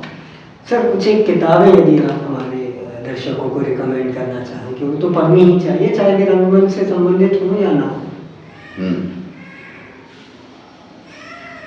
किताबें मतलब नाटक ही, अगर मतलब अभिनेताओं के लिए नाटक, कुछ नाटक हैं जो मैं बोलता हूँ ये नाटक तो पढ़ना ही चाहिए, वो समझ में आए तो ना आए। जैसे मोहन राकेश ने 3 नाटक लिखे, तीनों नाटक पढ़ना चाहिए, बार बार पढ़ना चाहिए। ये आधुनिक रंगमंच की मतलब अमूल्य धरोहर मैं मानता हूँ मोहन राकेश की ये 3 नाटक, आषाढ़ का एक दिन, आधे अधूरे और लहरों के राजहंस। धर्मवीर भारती जी का अंधा योग पढ़ना ही चाहिए, बार बार पढ़ना चाहिए। मतलब जैसे धार्मिक लोग गीता पढ़ते हैं ना, गीता पढ़ते हैं, रामायण पढ़ते हैं, ऐसे रंगमंच के स्टूडेंट को ये किताबें रख लेनी चाहिए। तुगलक पढ़ना चाहिए। एक नाटक है कैदे हयात सुरेंद्र वर्मा का, वो पढ़ना चाहिए। एवं इंद्रजीत बादल सरकार का नाटक है, वो पढ़ना चाहिए। ये इस तरह के कुछ नाटक हैं जो पढ़ने ही चाहिए, और ऐसे नहीं कि हमने पढ़ लिया रख दिया। अगर आप वास्तव में उसमें रुचि रखते हैं तो आप बार बार पढ़ेंगे। आषाढ़ का एक दिन, अंधा योग, आधे अधूरे, मैंने कितनी बार पढ़ा है मैं गिनती नहीं लगा सकता। मैं कभी भी पढ़ लेता हूँ। और एक बार वो लेखनी का कमाल, एक बार पहला पेज आपने खोला तो फिर वो खत्म ही होगा फिर नाटक, जबकि कई बार पढ़ चुके हैं। तो ये कुछ इस तरह के नाटक हैं। कुछ उपन्यास हैं जो पढ़ना चाहिए। प्रेमचंद पढ़ना चाहिए। प्रेमचंद बहुत ज़रूरी तौर पर पढ़ना चाहिए। हमारा देश कृषि प्रधान देश है। ग्रामीण जो ग्राम्य बोध है वो ज़्यादा है और अद्भुत लेखन है प्रेमचंद साहब का, वो पढ़ना चाहिए। कहानियाँ हैं, शॉर्ट स्टोरीज हैं, मानसरोवर के जितने भी वॉल्यूम्स हैं वो पढ़ना चाहिए। छोटी छोटी स्टोरीज हैं, वो ज़रूरी तौर पर पढ़ना चाहिए। एक अमृतलाल नागर का एक उपन्यास है, नाचियो बहुत गोपाल, वो पढ़ना चाहिए। एक शिवाजी सावंत साहब का नाटक है मृत्युंजय है, वो पढ़ना चाहिए। ये कुछ मतलब जो अभी याद आ रहा है। और भी बहुत सारी चीज़ें। शेक्सपियर के नाटक पढ़ने चाहिए, जो हिंदी तर्जुमा है, उनको ज़रूरी तौर पर पढ़ना चाहिए। क्योंकि पूरे विश्व में नाटकों की जब बात होती है तो शेक्सपियर के नाटक, ख़ासतौर से ट्रेजेडी जो हुई थी, वो ज़रूरी तौर पर पढ़ना चाहिए। ऐसे कुछ और भी कुछ। और एक मेरी आदत है, वो नितांत व्यक्तिगत है, हो सकता है उससे सहमत लोग ना हो, और उसका संबंध धर्म से बिल्कुल नहीं। गीता पढ़ना चाहिए। मेरी अपनी जो रैट है उसमें गीता है, और मतलब उसको मैं धार्मिक पॉइंट ऑफ व्यू से नहीं पढ़ता। मतलब वो जो अर्जुन के प्रश्न हैं वो सबके प्रश्न हैं, और अर्जुन के लिए जो कृष्ण ने उत्तर दिए वो उत्तर सबके लिए। अगर वो समझ ले तो सब कुछ संभव है। तो वो भी पढ़ना चाहिए। उसमें धर्म का कोई एंगल नहीं, न जाति का कोई एंगल है कि कोई जो हिंदू नहीं है वो ना पढ़े, वो ही पढ़ सकता है। और बिल्कुल ऐसे किताब जैसे कि एक अर्जुन नाम का एक पात्र है जिसके मन में बहुत सारे संदेह हैं। हम तमाम लोग संदेहों से भरे हुए हैं। संदेह के साथ उठते हैं, संदेह के साथ पूरा दिन निकालते हैं, संदेहों के साथ सो जाते हैं। कितने सारे संदेह हैं जो संदेह बने ही रहते हैं सालों साल। तो उनके सही उत्तर वहाँ से मिल सकते हैं। ये नितांत व्यक्तिगत बात है। अगर किसी को लगे कि नहीं गीता नहीं पढ़े, बेकार की बात है, तो वो ना पढ़े। अगर लगता है तो पढ़े। लेकिन ये जो किताबें मैंने बताई हैं, कुछ नाटक, कुछ उपन्यास, प्रेमचंद, ये जरूर पढ़ना चाहिए। सर, मैं रंग लेखन पर ही थोड़ी एक विस्तार पूर्वक बात करना चाहूँगा, क्योंकि आपने कई सारे नाटकों का नाम लिया। हम देखते हैं 1980s या मैक्सिमम लेट 90s के बाद ऐसे नाटक हिंदी में कम देखने मिले जिनको हम क्लासिक की कैटेगरी में रख पाएँ, या जो बहुत फेमस हुए हों, बहुत बड़े हुए हों। लिखे जा रहे हैं लगातार, इसमें कोई दो राय नहीं, पर वो उतना उस लेवल तक पहुंच पाना, तो उसके पीछे का क्या कारण आप समझते हैं रहा होगा? या हो सकता है आप मेरी बात से ना इत्तेफाक की? नहीं, इत्तेफाक की बात है। 80s, लास्ट 80s में नाटक, या 90s के शुरुआती दौर में कोर्ट मार्शल लिखा गया था, जो कि बहुत फेमस हुआ था। उसके बाद से कई नाटक लिखे गए और खेले भी गए। कुछ एक आध चले, बाकी नहीं चले। उसका कारण जो मुझे लगता है, हम इस पे नहीं जाते हैं कि कितने लिखे गए, चाहे 4 लिखे गए, चाहे 10 लिखे गए, चाहे 400 लिखे गए। जो भी लिखा गया उसमें जो लेखन का सामाजिक पक्ष होता है उसकी कमी। सामाजिक पक्ष मतलब एक आदमी, फिर 4 आदमी से मिलकर एक परिवार, फिर 400 परिवारों से मिलकर एक समाज, और फिर 40 समाजों से मिलकर एक राष्ट्र बनता है। जब तक कि आपका साहित्य ज्यादा से ज्यादा रिफ्लेक्ट नहीं करेगा, ज्यादा से ज्यादा लोग उससे नहीं जुड़ेंगे कि हाँ ये मेरी बात कर रहा है, इसमें मेरी कुछ बात है, तब तक वो लोगों को पसंद नहीं आएगा। लोगों को चाहे साहित्य हो, साहित्य की कोई विधा हो, कहानी हो, नाटक हो, इवन फिल्म हो, कुछ भी हो, जब तक कि उसे ऐसा ना लगे कि यार इस पूरी कहानी में कहीं मैं भी हूं, या मैं नहीं हूं तो मेरा बेटा है, या मेरे पिता है, या मेरी बहन है, या मेरी बुआ है, या मेरे मामा है, ये उनके साथ ऐसा हुआ था और सही है ये।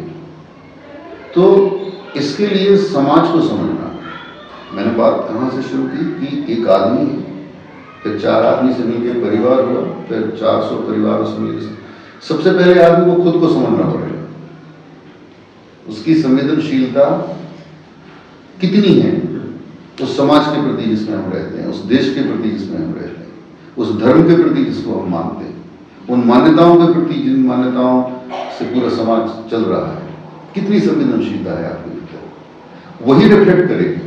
अगर आप संवेदनशील हैं तो आप वो तमाम चीज़ें जो समाज में घटित हो रही हैं, जो कि गलत है, तो आपके अंदर वो वेदना पैदा करेंगी। और अगर आप में सृजन की क्षमता है, आप लिखना चाहते हैं, तो वो जो पीड़ा है वो आपके लेखन में आएगी। और जब वो बात उस व्यक्ति तक पहुंचेगी जो पीड़ित है, तो उसको लगेगा कि नहीं मेरी बात कही जा रही है। जैसे उदाहरण के तौर पे जैसे मोहन राकेश का जिक्र किया मैंने, आषाढ़ गाय की प्रेम कथा, द्वंद्व कथा, कालिदास। कौन सा ऐसा व्यक्ति है ढूंढना मुश्किल है जिसने प्रेम न किया है। और प्रेम का वो एंगल जो कालिदास के माध्यम से, मल्लिका के माध्यम से, विलोम के माध्यम से, अंबिका के माध्यम से मोहन राकेश साहब ने जो लिखा, कहीं भी कोई भी उसको, जैसे पहले ही सीन है, थोड़ा विस्तार लेते हैं इसमें, पहला ही सीन है कि मल्लिका, बारिश हो रही है और मल्लिका आई नहीं है, माँ परेशान। आज कोई भी माँ परेशान होगी अगर उसकी लड़की बाहर है और बारिश हो रही है और जिसको मालूम है कि ये कालिदास से मिलने गई होगी। आज कोई भी पेरेंट्स हैं अगर उनको ये मालूम है कि मेरी लड़की किसी फ्रेंड के साथ, कोई बॉयफ्रेंड है उसका, और रात में 10 बजे अगर वो नहीं आए, तो कोई भी माँ वैसे ही परेशान होगी जैसे अंबिका परेशान हो गई। तो जैसे ही वो नाटक देखते हैं तो जो अंबिका हैं, जो पेरेंट्स हैं, वो जुड़ जाते हैं, और जो यंगस्टर्स हैं वो कहते हैं हाँ ये प्रेम है। क्या प्रेम है? कालिदास क्यों छोड़ के चला गया? लेकिन उसके बाद वो जो समर्पण है मल्लिका का कि नहीं, चला भी गया तो कोई बात नहीं, हम भौगोलिक दूरियां संबंधों में कभी कमी पैदा नहीं करते। प्रेम में अगर प्रेम है तो उसमें आप हमारे नजदीक हैं या नहीं है, डज नॉट मैटर। अगर प्रेम है तो प्रेम कथा है, तो एक शाश्वत सी बात हो गई। आषाढ़ का एक दिन मुझे ऐसा लगता है कि क्लासिक नाटक की परिभाषा यही है कि वो कभी भी खेला जाएगा, वो प्रासंगिक ही होगा। क्लासिक की सिर्फ इतनी सी परिभाषा है कि वो कभी भी खेला जाएगा। आषाढ़ का एक दिन लिखा गया था 59 में, ये 2023 चल रहा है। 2023 के बाद आज से 50 साल बाद किया जाएगा नाटक, तब भी इतना ही प्रासंगिक लगेगा, क्योंकि प्रेम की अपनी परिभाषा है, प्रेम का अपना वैभव है जो नहीं बदलेगा। ये भीतर के भाव है, ये कभी नहीं बदलते। एक इंसान ये सब लेके आता है, प्रेम है, क्रोध है, ईर्ष्या है, घृणा है, मोह है, लोभ है, सब है आदमी के भीतर। वो हर आदमी के भीतर होता है, और प्रेम वैसा ही है जैसा दिखाया गया है। अब फिल्म की बात करें तो मुगले आजम है, प्रेम कथा है। वो क्यों क्लासिक है? इसीलिए कि आप कभी भी देखेंगे, कोई भी प्रेमी देखेंगे क्या बात। तो नाटक अगर समाज से जुड़ा हुआ है, समाज को रिफ्लेक्ट कर रहा है, समाज की बात कर रहा है, पूरी संवेदनशीलता के साथ और पूरे जवाबदेही के साथ। ऐसा नहीं कि आप कुछ भी कर दो, समाज में ये हो रहा है तो हमें ये हो रहा है, पूरी जिम्मेदारी के साथ, पूरे मकसद के साथ कि किस मकसद से आपने ये लिखा।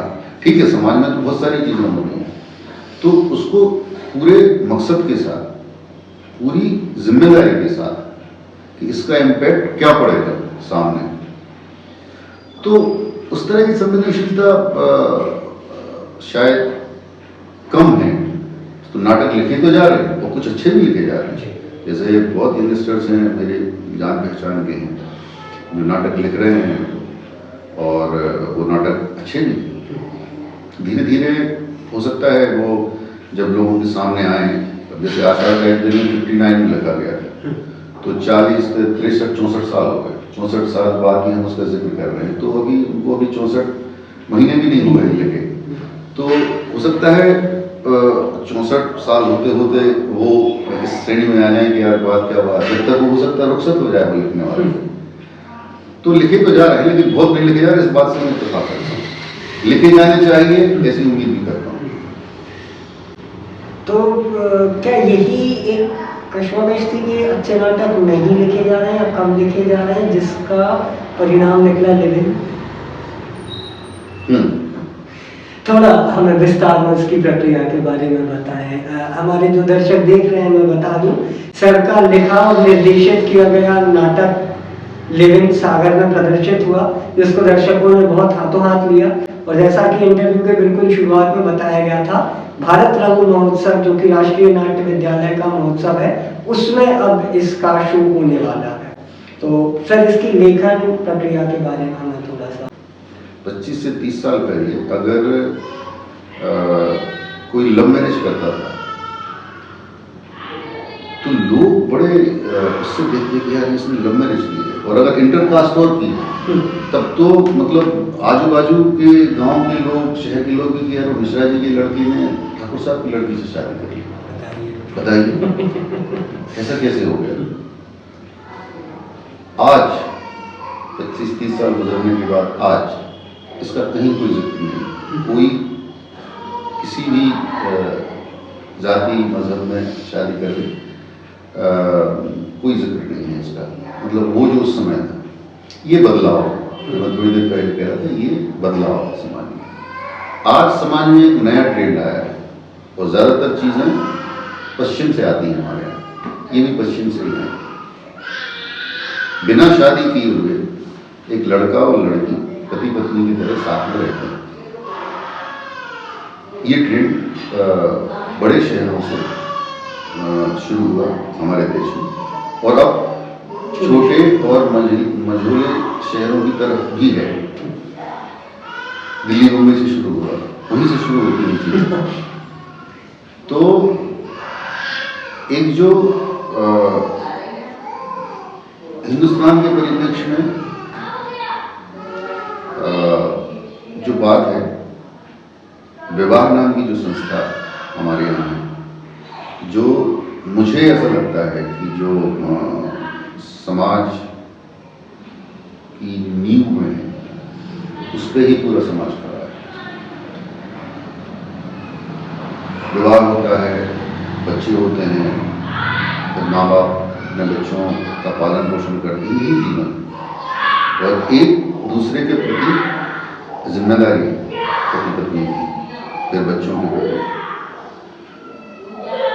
वो प्रतिबद्धता है।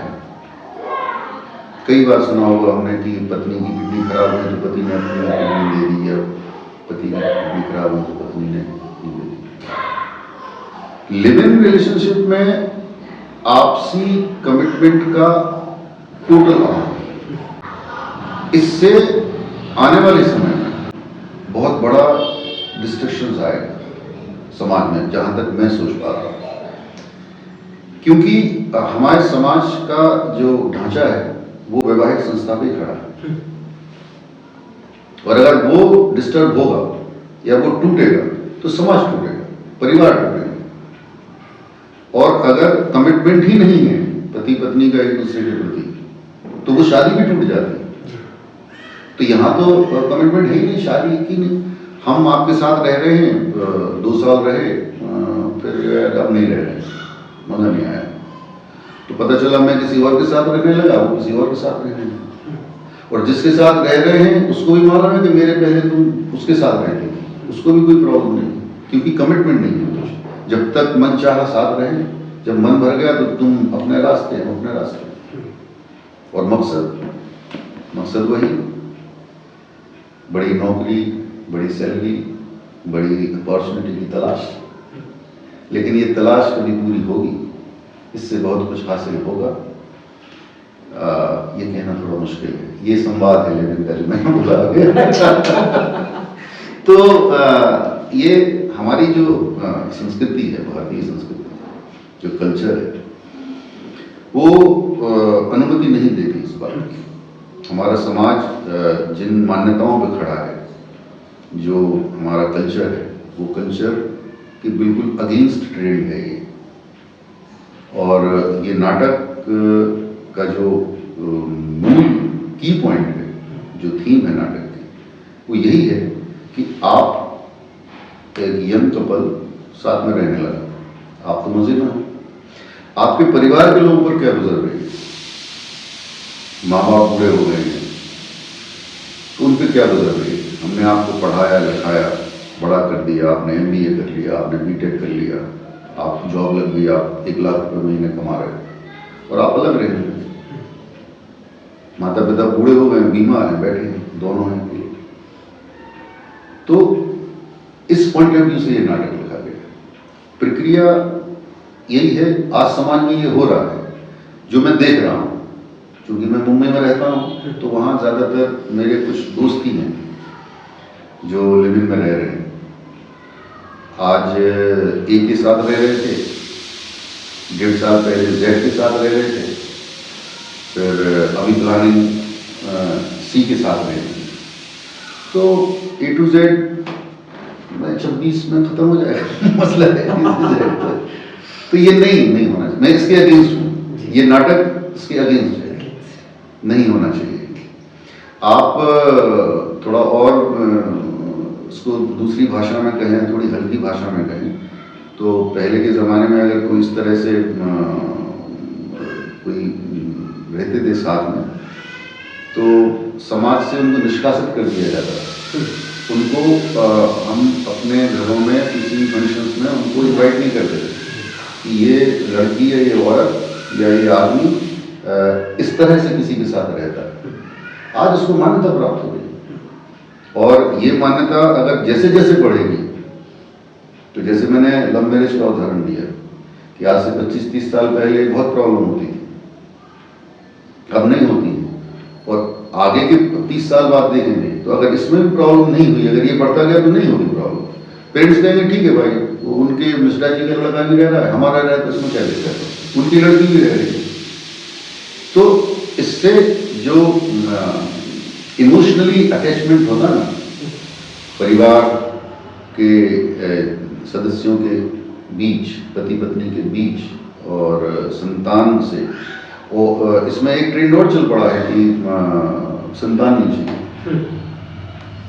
अब अगर संतान नहीं चाहिए तो आज से 100 साल बाद तो संसार ही खत्म हो जाएगा अगर संतान नहीं होगी। ये मतलब बहुत ही संवेदनशील विषय है, इसको इतनी गहराई से ही समझना चाहिए, खासतौर से यंगस्टर्स को, कि आप अगर संतान नहीं करोगे, कौन जिम्मेदारी है, दोनों वर्किंग हैं, तो बच्चे को कौन संभालेगा?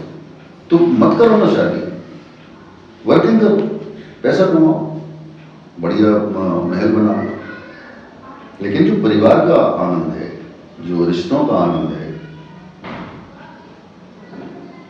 जो प्रेम का आनंद है, वो तुम ले। अच्छा, उसको प्रेम भी मत कहो आप, वो प्रेम नहीं है, वो सिर्फ शरीर के तल पे प्रेम, और प्रेम कभी भी सिर्फ शरीर के तल पर नहीं होता। जो दिनकर ने लिखा कि सिंधु सा उद्दाम अपरंपार मेरा बल कहाँ है, गूंजता जिस शक्ति का सर्वत्र जय जयकार, उस अटल संकल्प का संबल कहाँ है। सिंध से बाहें मिलाकर खेल सकता है, इंद्र का आयुध पुरुष जो झेल सकता है, फूल के आगे वही असहाय हो जाता, शक्ति के रहते हुए निरुपाय हो जाता। तो कैसे ऐसे किया जा सकता है कि बिना प्रेम के सिर्फ शारीरिक आपूर्ति के लिए हम साथ में रह रहे हैं? शरीर एक दिन खत्म हो जाएगा।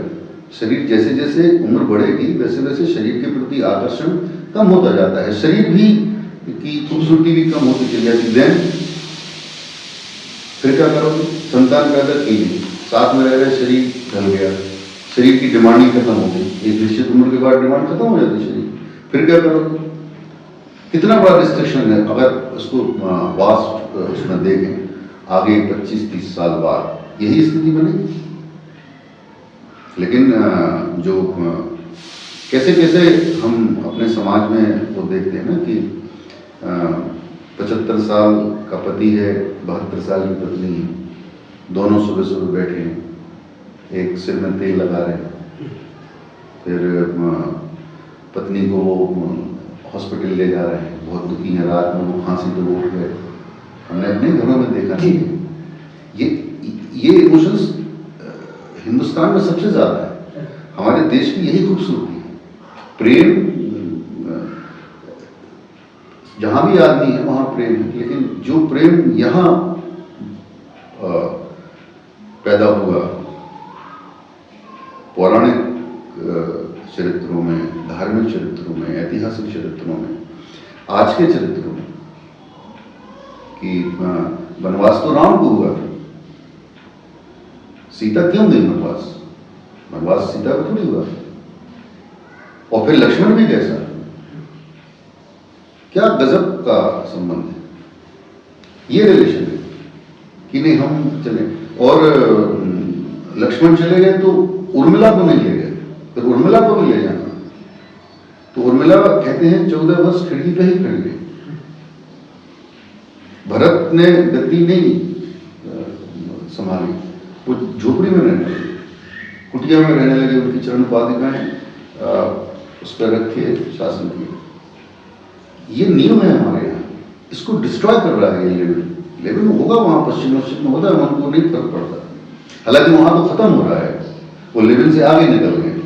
हम लोग थोड़े नकल चोटे टाइप के लोग हैं ना, कि वहां अगर फटी जींस पहन ली है उन्होंने तो हम भी पहनेंगे। पता है नहीं कि ये फटी जींस कहां से कैसे आएगी, लेकिन ठीक। लेकिन जीन्स की बात अलग है, ये रिश्ते नातों संबंधों की बात है। इसमें अगर हील हुज्जत की गई और अगर इसको गंभीरता से नहीं लिया गया, खासतौर से मैं यंगस्टर्स को कहना चाहता हूँ, प्लीज प्लीज, जिन माँ बाप ने पैदा किया है, जिन्होंने पाल पोस के तुम्हें इस लायक कर दिया है कि आज तुम 1 लाख 1.5 लाख सैलरी है, मतलब इस बिना पे आप व्यवहार करो, शादी करो, प्रेम करो, भरपूर प्रेम करो। जो मैंने कहा कि पुरुरवा जिन्होंने पूरी धरती जीत ली थी, उनको जब उर्वशी से प्रेम हुआ, वो संवाद मैंने जो दिनकर साहब को बताया, तो उन्होंने पूरी धरती जीत ली। कहने लगे अब धरती पर नहीं रहना है, इसमें मजा नहीं, स्वर्ग जाना है, चाहिए देवत्व पर इस आग को रख दूं कहां पर, कामनाओं को विसर्जित व्योम में कर दूं कहां पर, कामनाओं के झकोरे रोकते हैं राह मेरी, खींच लेती है तृषा पीछे पकड़कर बाह मेरी, मैं तुम्हारे बाण का बींधा हुआ खगवक्ष पर दरसीस मरना चाहता हूं, अरे कौन कहता है तुम्हें मैं छोड़कर आकाश में विचरण करूंगा, वक्ष के इस तल्प पर सोती न केवल दे, मेरे व्यक्र व्याकुल प्राण भी विश्राम पाते हैं। ये प्राणों का, ये आत्मा का संबंध है, शरीर का संबंध थोड़ी है। और लिव इन सिर्फ और सिर्फ शरीर का संबंध, जो कि गलत है। अब प्रक्रिया, मैं राइटर नहीं हूं, मैंने इसके निर्देश की में लिखा कि मैं राइटर नहीं, इस जन्म में मैं राइटर नहीं हो सकता, लेकिन ये जो देखा मैं सहमत नहीं हूं उससे। तो चूंकि थोड़ी सी कहानी का, कथा का थोड़ा सा अंदाजा हो गया है किस तरह से कहनी चाहिए, वैसे कुछ कैरेक्टर, लेकिन ये बात वो है, वो शायद इसलिए लोगों को पसंद आया कि बात बिल्कुल वैसी ही कही गई है जो समाज में हो रहा है, और पेरेंट्स के पॉइंट ऑफ व्यू से बात कही गई है। लिविंग में जो रह रहे हैं वो तो रहे, उसकी तरफ से क्या बात कही जाएगी, वो तो खुश है। सो कोई विशेष प्रक्रिया मुझे पता नहीं, क्योंकि मैं राइटर हूँ नहीं, इस जन्म में राइटर हो ही नहीं सकता मैं, बस लिखता चला जा रहा हूँ। कुछ थोड़ी बेचैनी है, कहीं कुछ नहीं निकल पा रही तो लिख दी। बहरहाल आप ये बहुत मॉडेस्टी में शायद कह रहे हैं कि मैं राइटर नहीं हूँ, जबकि आपने बताया कि शुरुआत भी लेखन से हो रही थी और अभी भी वर्तमान में लेखन चल रहा है, और मेरा ख्याल है बहुत कुछ और भी अभी खजाने में पिटारे में बाकी होगा। आप कह रहे थे कि थोड़ा अनुभव हो गया है कथा का, कथानक का। यदि आप वो थोड़ा बहुत अनुभव हमारे दर्शकों के साथ बांटे कि यदि मैं मान लीजिए लिखना चाह रहा हूँ नाटक, तो मैं किन बातों का ध्यान रखूँ लिखते वक्त? नाटक जी वही है, मतलब जो मैंने अभी कहा कि अव्वल तो वो समाज से जुड़ा हुआ होना चाहिए। समाज में जो कुछ हो रहा है पूरी जिम्मेदारी के साथ, पूरी संवेदनशीलता के साथ, पूरी जवाबदेही के साथ, पूरे मकसद के साथ कि मैं ये क्यों लिख रहा हूँ। और ये की पॉइंट, ये बीज है। अब फिर कुछ तकनीक होती है कि एक कहानी का स्टार्ट होता है, एक मिडिल होता है, एक एंड होता है, कुछ टर्न्स होते हैं, कुछ ट्विस्ट होते हैं, एक प्री क्लाइमेक्स होता है, एक क्लाइमेक्स होता है, एक थीम होती है, एक प्लॉट होता है, एक स्टोरी होती है। उसमें बहुत सारे कैरेक्टर्स होते हैं, कैरेक्टर्स की इंटर रिलेशनशिप होती है कि कैरेक्टर्स के अपने कैरेक्टरिस्टिक्स होते हैं, गुण दोष हैं, उनकी आपस में क्या रिलेशनशिप है। ये तकनीक है लिखने की कि इस तरह से सब जोड़ दें कि ये मसला है, मतलब ये कहानी इस प्लॉट पे मुझे ये इस तरह का मकान बनाना है। जैसे मकान बनाते ना, ये प्लॉट है इतने वाइट ने का, फिर ये डिज़ाइनिंग है, इतना ये कमरा बनेगा, इतने सेम प्रोसेस है कि प्लॉट है ये कि जो आजकल चल रहा है इस पे लिखना है, ठीक है, इस पे कैसे लिखेंगे, इसमें क्या क्या हो सकता है। तो वो जो लिविंग में रह रहे हैं वो हो सकते हैं, फिर उनके घर के लोग हो सकते हैं, फिर आस पड़ोस के लोग हो सकते हैं, जो देख रहे हैं उनको वो हो सकते हैं, फिर जो उनसे छोटी एज के हैं या उस एज में पहुंच रहे हैं, जो टीन एज में है, जो उस एज में पहुंच रहे हैं, वो भी बहुत उत्सुकता से उनको देख रहे हैं, शायद वो भी उस तरफ बढ़ेंगे, एक वो भी हो सकते हैं। ऐसे सब जोड़ के या उन्होंने ऐसा रख लिया, फिर उनको एक एक बात ऐसे प्रो लिया कि ये यहाँ आएंगे, ये यहाँ आएंगे, ऐसे ऐसे ऐसे ऐसे ये। लेकिन बहुत ही ईमानदारी से कहा जाए, जो मैं फिर कहूँगा, बात आपने कही करेक्ट कि स्टार्टिंग से लेखन से शुरू हुआ और अभी भी लेखन, और आप कह रहे हैं, मैं सही में कह रहा हूँ, मैं मानते नहीं ऐसे। लेकिन जो कुछ भी घटित होता है समाज में, ये शुरू से, ये मेरी संवेदनशीलता कह लो या अति संवेदनशीलता कह लो या मेरी भावुकता कह लो, मैं बहुत परेशान हूँ। मैं मतलब मुझे मेरे जीवन में ईश्वर ने सब दिया है, मुझे किसी तरह की आज तक, मैं 50+ हूँ, मुझे कोई परेशानी नहीं हुई कभी किसी तरह की। बहुत अच्छा परिवार, बहुत अच्छे माँ बाप, बहुत अच्छे भाई बहन, बहुत अच्छी पत्नी। लेकिन मैं शुरू से परेशान हूँ ये सब देख के, जो भी कुछ चीज़ें हो रही हैं जो नहीं होनी चाहिए। मुझे नहीं मतलब कि जुनेजा साहब का लड़का जुनेजा साहब को छोड़ के क्यों चला गया। वो लड़का परेशान नहीं है, मैं उस लड़के से ज़्यादा परेशान हूँ। वो जुनेजा साहब हो सकता उतना परेशान ना, मैं बहुत परेशान हूँ। मिसेस जुनेजा को देख के मैं बहुत परेशान हूँ। यार माँ बैठी है कि फ़ोन लगा रही, वो फ़ोन नहीं उठा रहा। तो ये जो छटपटाहट है, एक आशीष चौबे हैं हमारे ग्रुप के, एम्बिशन के फाउंडर मेंबर, भोपाल में जॉब करते हैं। तो ये जो गाने हैं नाटकों में जो अभी हम लोग कर रहे हैं, तो वो गाने लिखते हैं, कविताएं लिखते हैं। तो इस नाटक लिविंग का भी गाना उन्होंने लिखा, संबंधों की अजब डगर है, जिसमें है स्थायित्व नहीं, केवल भोग विलास भरा है, कोई भी दायित्व नहीं। ये स्थायी है, दो अंतरे हैं इसमें। तो आषाढ़ का एक दिन में उन्होंने लिखा, थीम बेस्ड सॉन्ग था वो, जो मैं कहना चाह रहा था उसमें, कि कहा कि कालिदास, अपन बात कर सकते हैं ना ऐसे थोड़ी फैलाव के साथ? बिल्कुल सर, हाँ, तो जितना विस्तार से आप बात करें उतना। कि कालिदास ने ऋतु संहार लिखा, वो उज्जैनी पहुंचा, वहाँ की राज्यसभा में जब उन्होंने पढ़ा तो ये तो बहुत उच्च कोटि का लेखन है, ये कौन है, इसको ले आओ। तो वहाँ से उज्जैनी से वो गए और कालिदास को ले आए। कालिदास नहीं जाना चाहता था क्योंकि मल्लिका से प्रेम करता था, लेकिन चला गया कालिदास, फिर लौट के नहीं आया। वहीं उसने राजकुमारी से शादी कर ली और टोटल 7 रचनाएं हैं कालिदास की। एक रचना उसने यहाँ की ऋतु संहार, 6 रचनाएं वहाँ की, टोटल 7 रचनाएं हैं, 2 महाकाव्य, 2 खंडकाव्य और 3 नाटक, इतनी टोटल रचनाएं हैं। तो बाकी 6 उन्हें वहाँ ले, और फिर बाद में लौट के आया कालिदास। उनको कश्मीर का शासक बना दिया गया, लेकिन वो सब छोड़ छाड़ के लौट के मल्लिका के पास आए सालों बाद। तो यहां से दृश्य बदल गया था, समय का प्रभाव है, समय के साथ चीजें बदल जाती हैं। अब वो मल्लिका नहीं थी, उसके यहाँ एक बच्ची हो गई थी और अंबिका खत्म हो गई थी, जैसे तैसे जीवन गुजार रहे थे।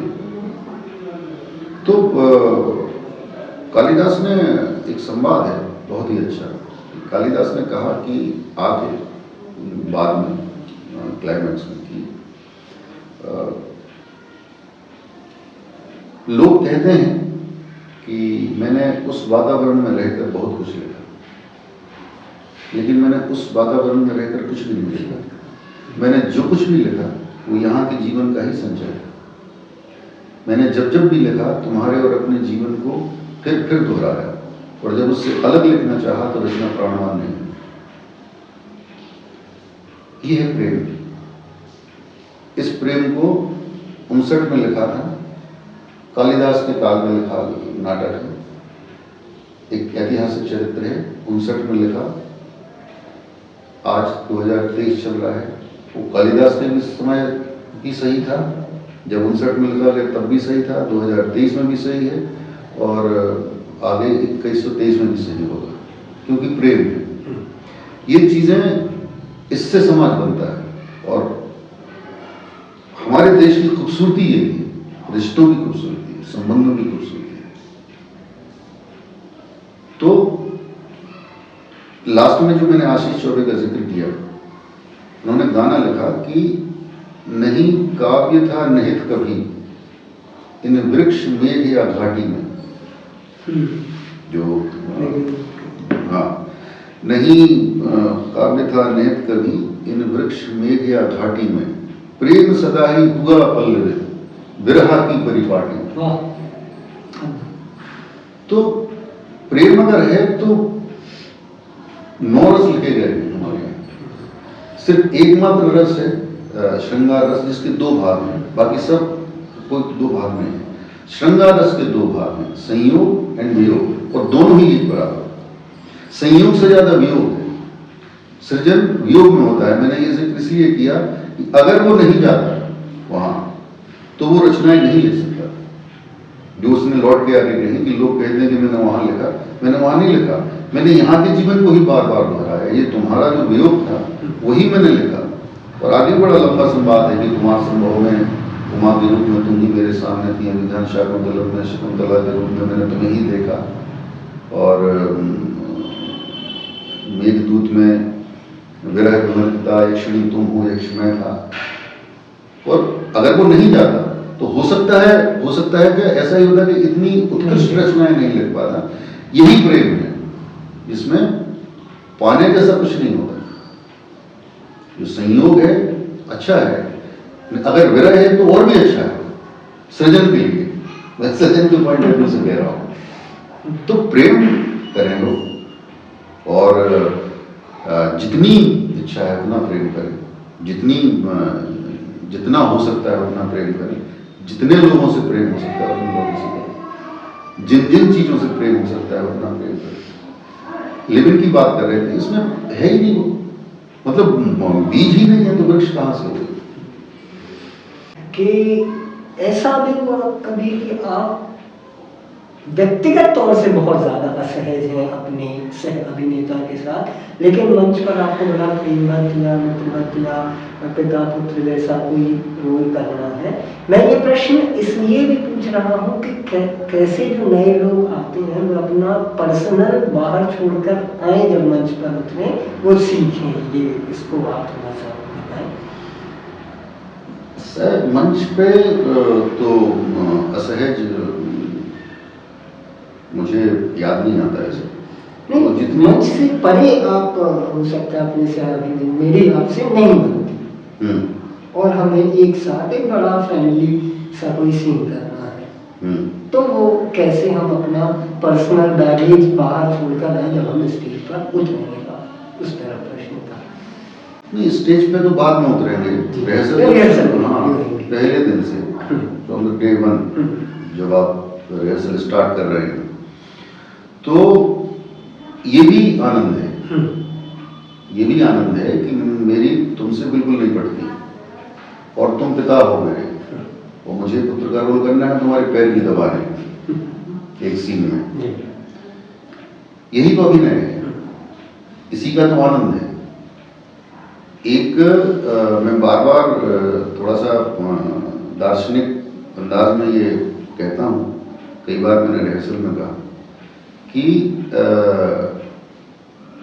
हिंदुस्तान भारतीय उसमें ध्यान का बड़ा महत्व है।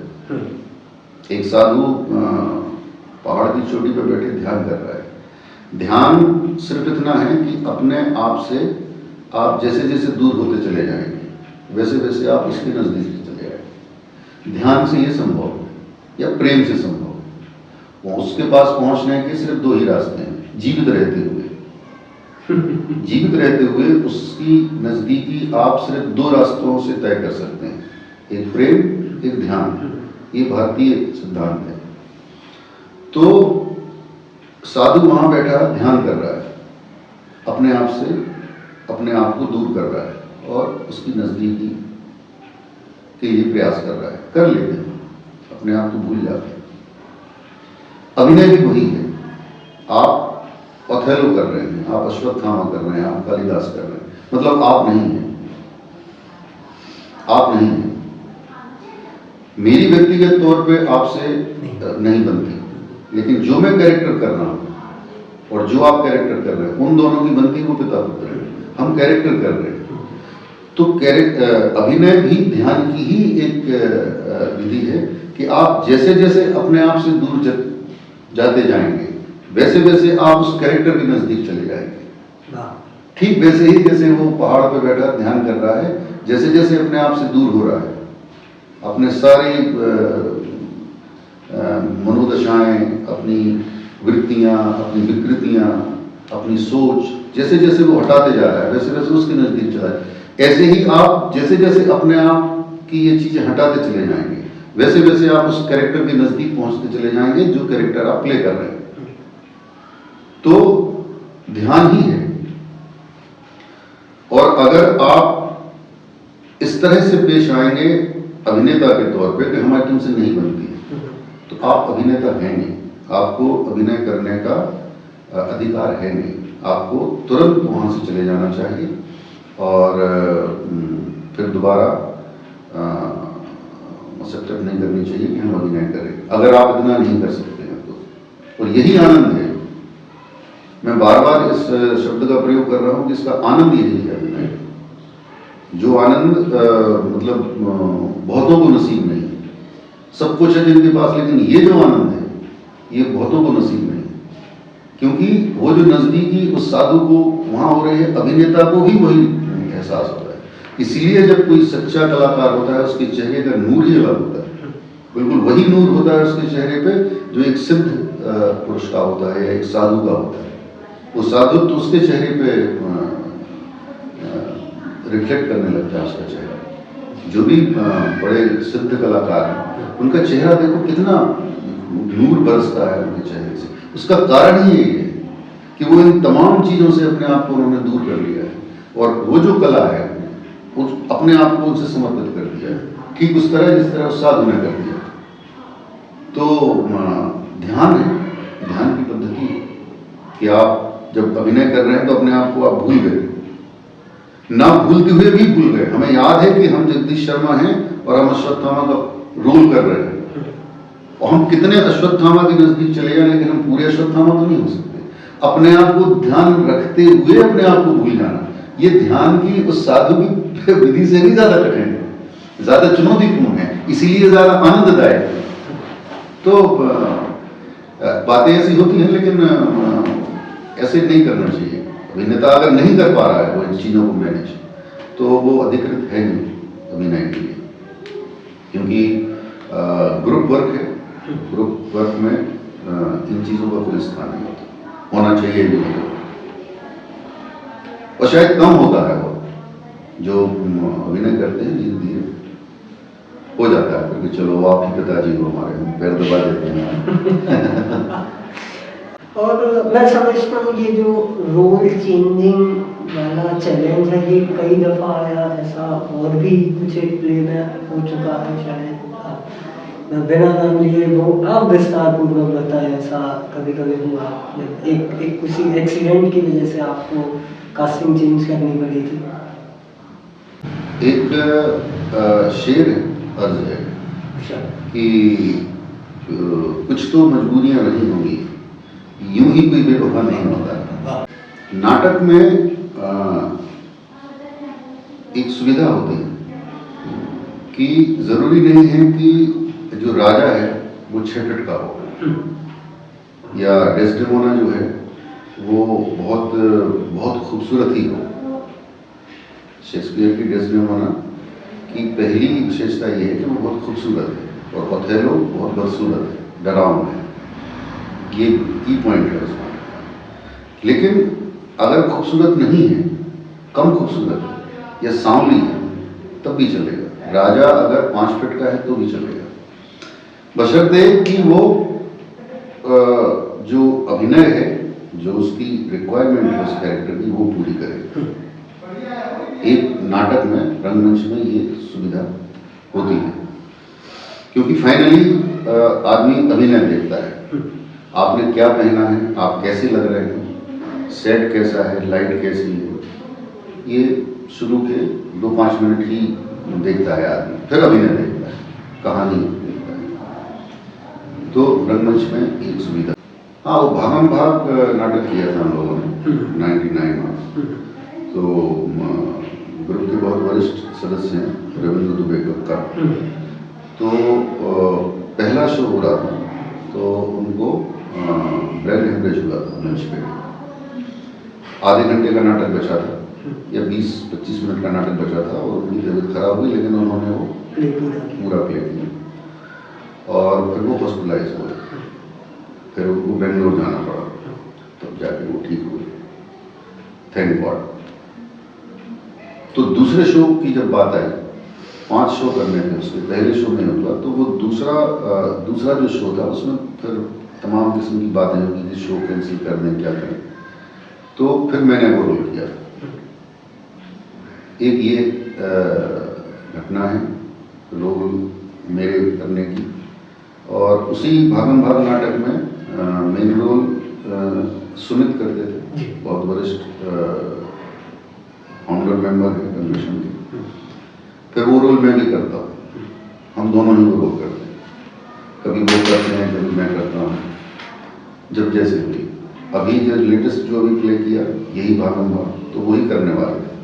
इसी रूम में हम लोग रिहर्सल कर रहे थे, तो एक सीन में हमको गिरना था और पीछे से उनके दोस्त को पकड़ना था।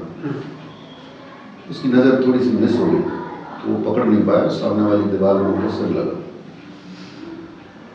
और प्ले अनाउंस हो गया। तो फिर मैंने किया।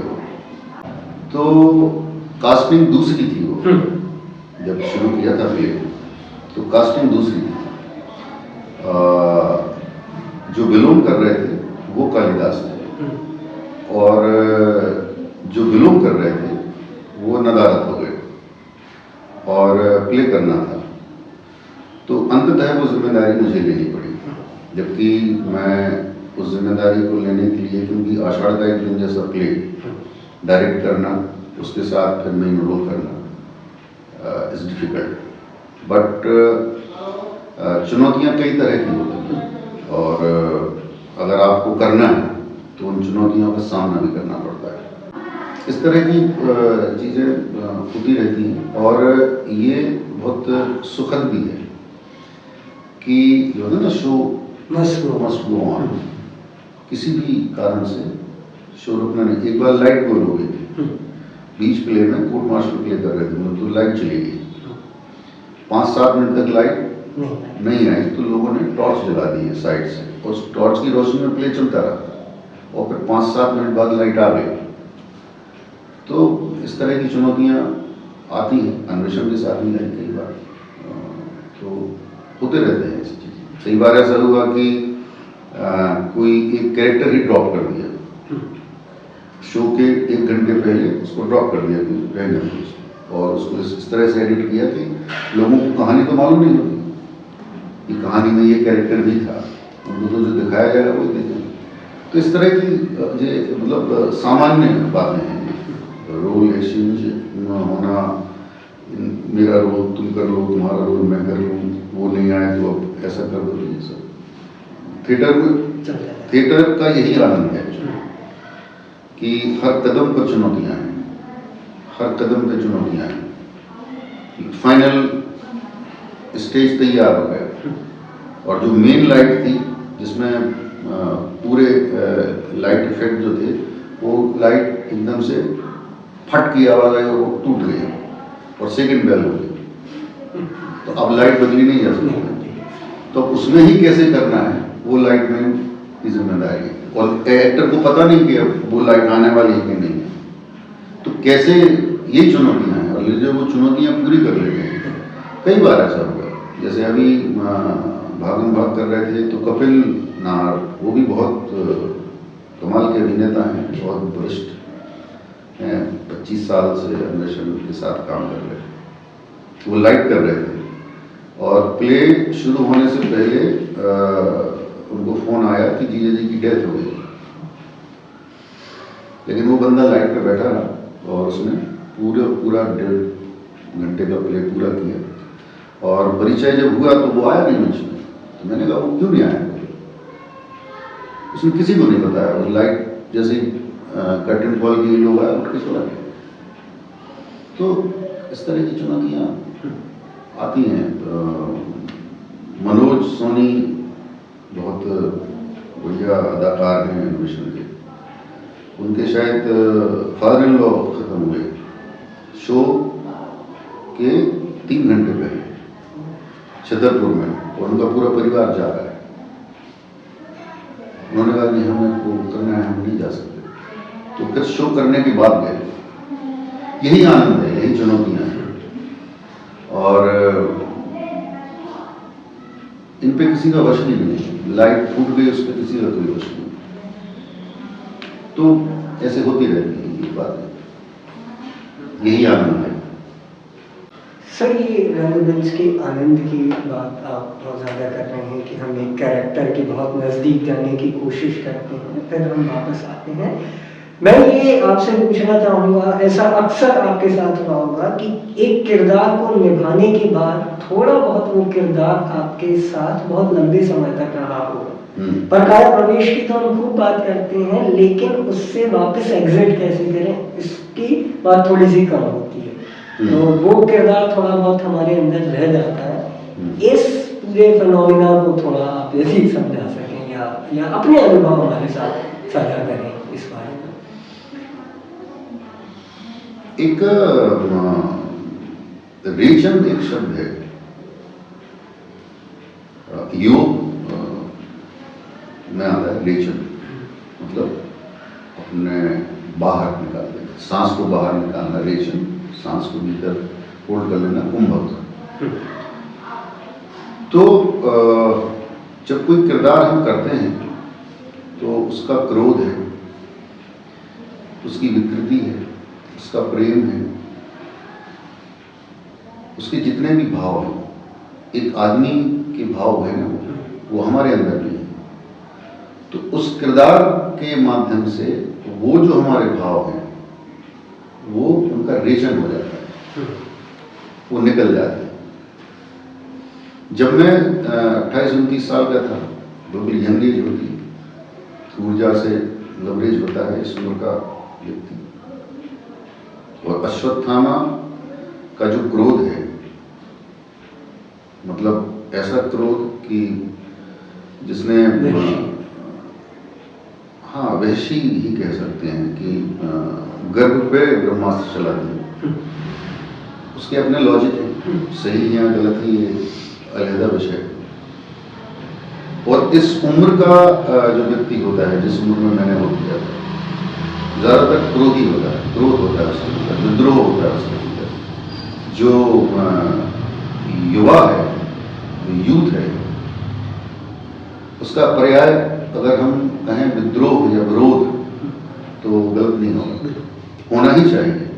अगर यूथ विद्रोह पर अगर उतारू नहीं है तो कौन होगा? अगर वो ऊर्जा इस तरह से नहीं ये गलत हो रहा है, मैं इसके खिलाफ खड़ा होता हूँ, यूथ ही खड़ा होता है। तो उनके माध्यम से, किरदारों के माध्यम से अभिनेता की ये तमाम किस्म की जो वृत्तियां होती हैं, विकृतियां होती हैं, ये निकल जाती हैं। प्रेम, आपने ओथेलो किया, ओथेलो ने डेस्टिमोना से प्रेम किया, आपने कालिदास किया, कालिदास ने मल्लिका से प्रेम किया। कई प्रेम कहानियां हैं, जब आप करते हैं तो वो प्रेम आपके भीतर रह जाता है, उसका ना निकलना ही ज़्यादा ठीक है। और इन वृत्तियों का जो कि नकारात्मक है, उनका निकल जाना ही बेहतर है। तो अभिनय, मुझे, मेरी व्यक्तिगत धारणा ये है कि अभिनय से कठिन कोई भी कला नहीं, मुझे नहीं लगती कि अभिनय से ज्यादा कठिन है।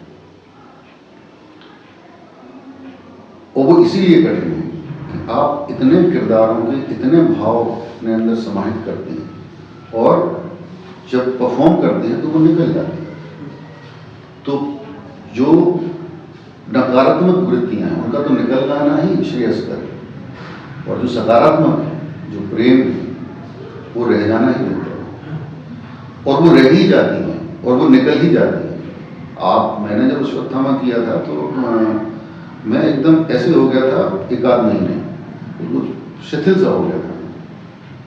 मतलब 2 महीने उसकी रिहर्सल हुई थी, और 2 महीने लगातार वो जो बोलना और फिर परफॉर्म करना, तो लगभग जितना भी क्रोध था, जितना भी नकारात्मकता थी मेरी, वो निकल गई। उसका निकल जाना ही ठीक है, मैंने वही कहा। और वो कुछ चीजें जो पॉजिटिव हैं, जो कि प्रेम या ध्यान, मैंने कहा कि ध्यान के थ्रू ही हम किरदार के नजदीक पहुंचते हैं। जैसे जैसे हम ध्यानस्थ होते हैं वैसे वैसे किरदार के नजदीक पहुंचते हैं, तो उसका ध्यान का रह जाना ही ठीक है।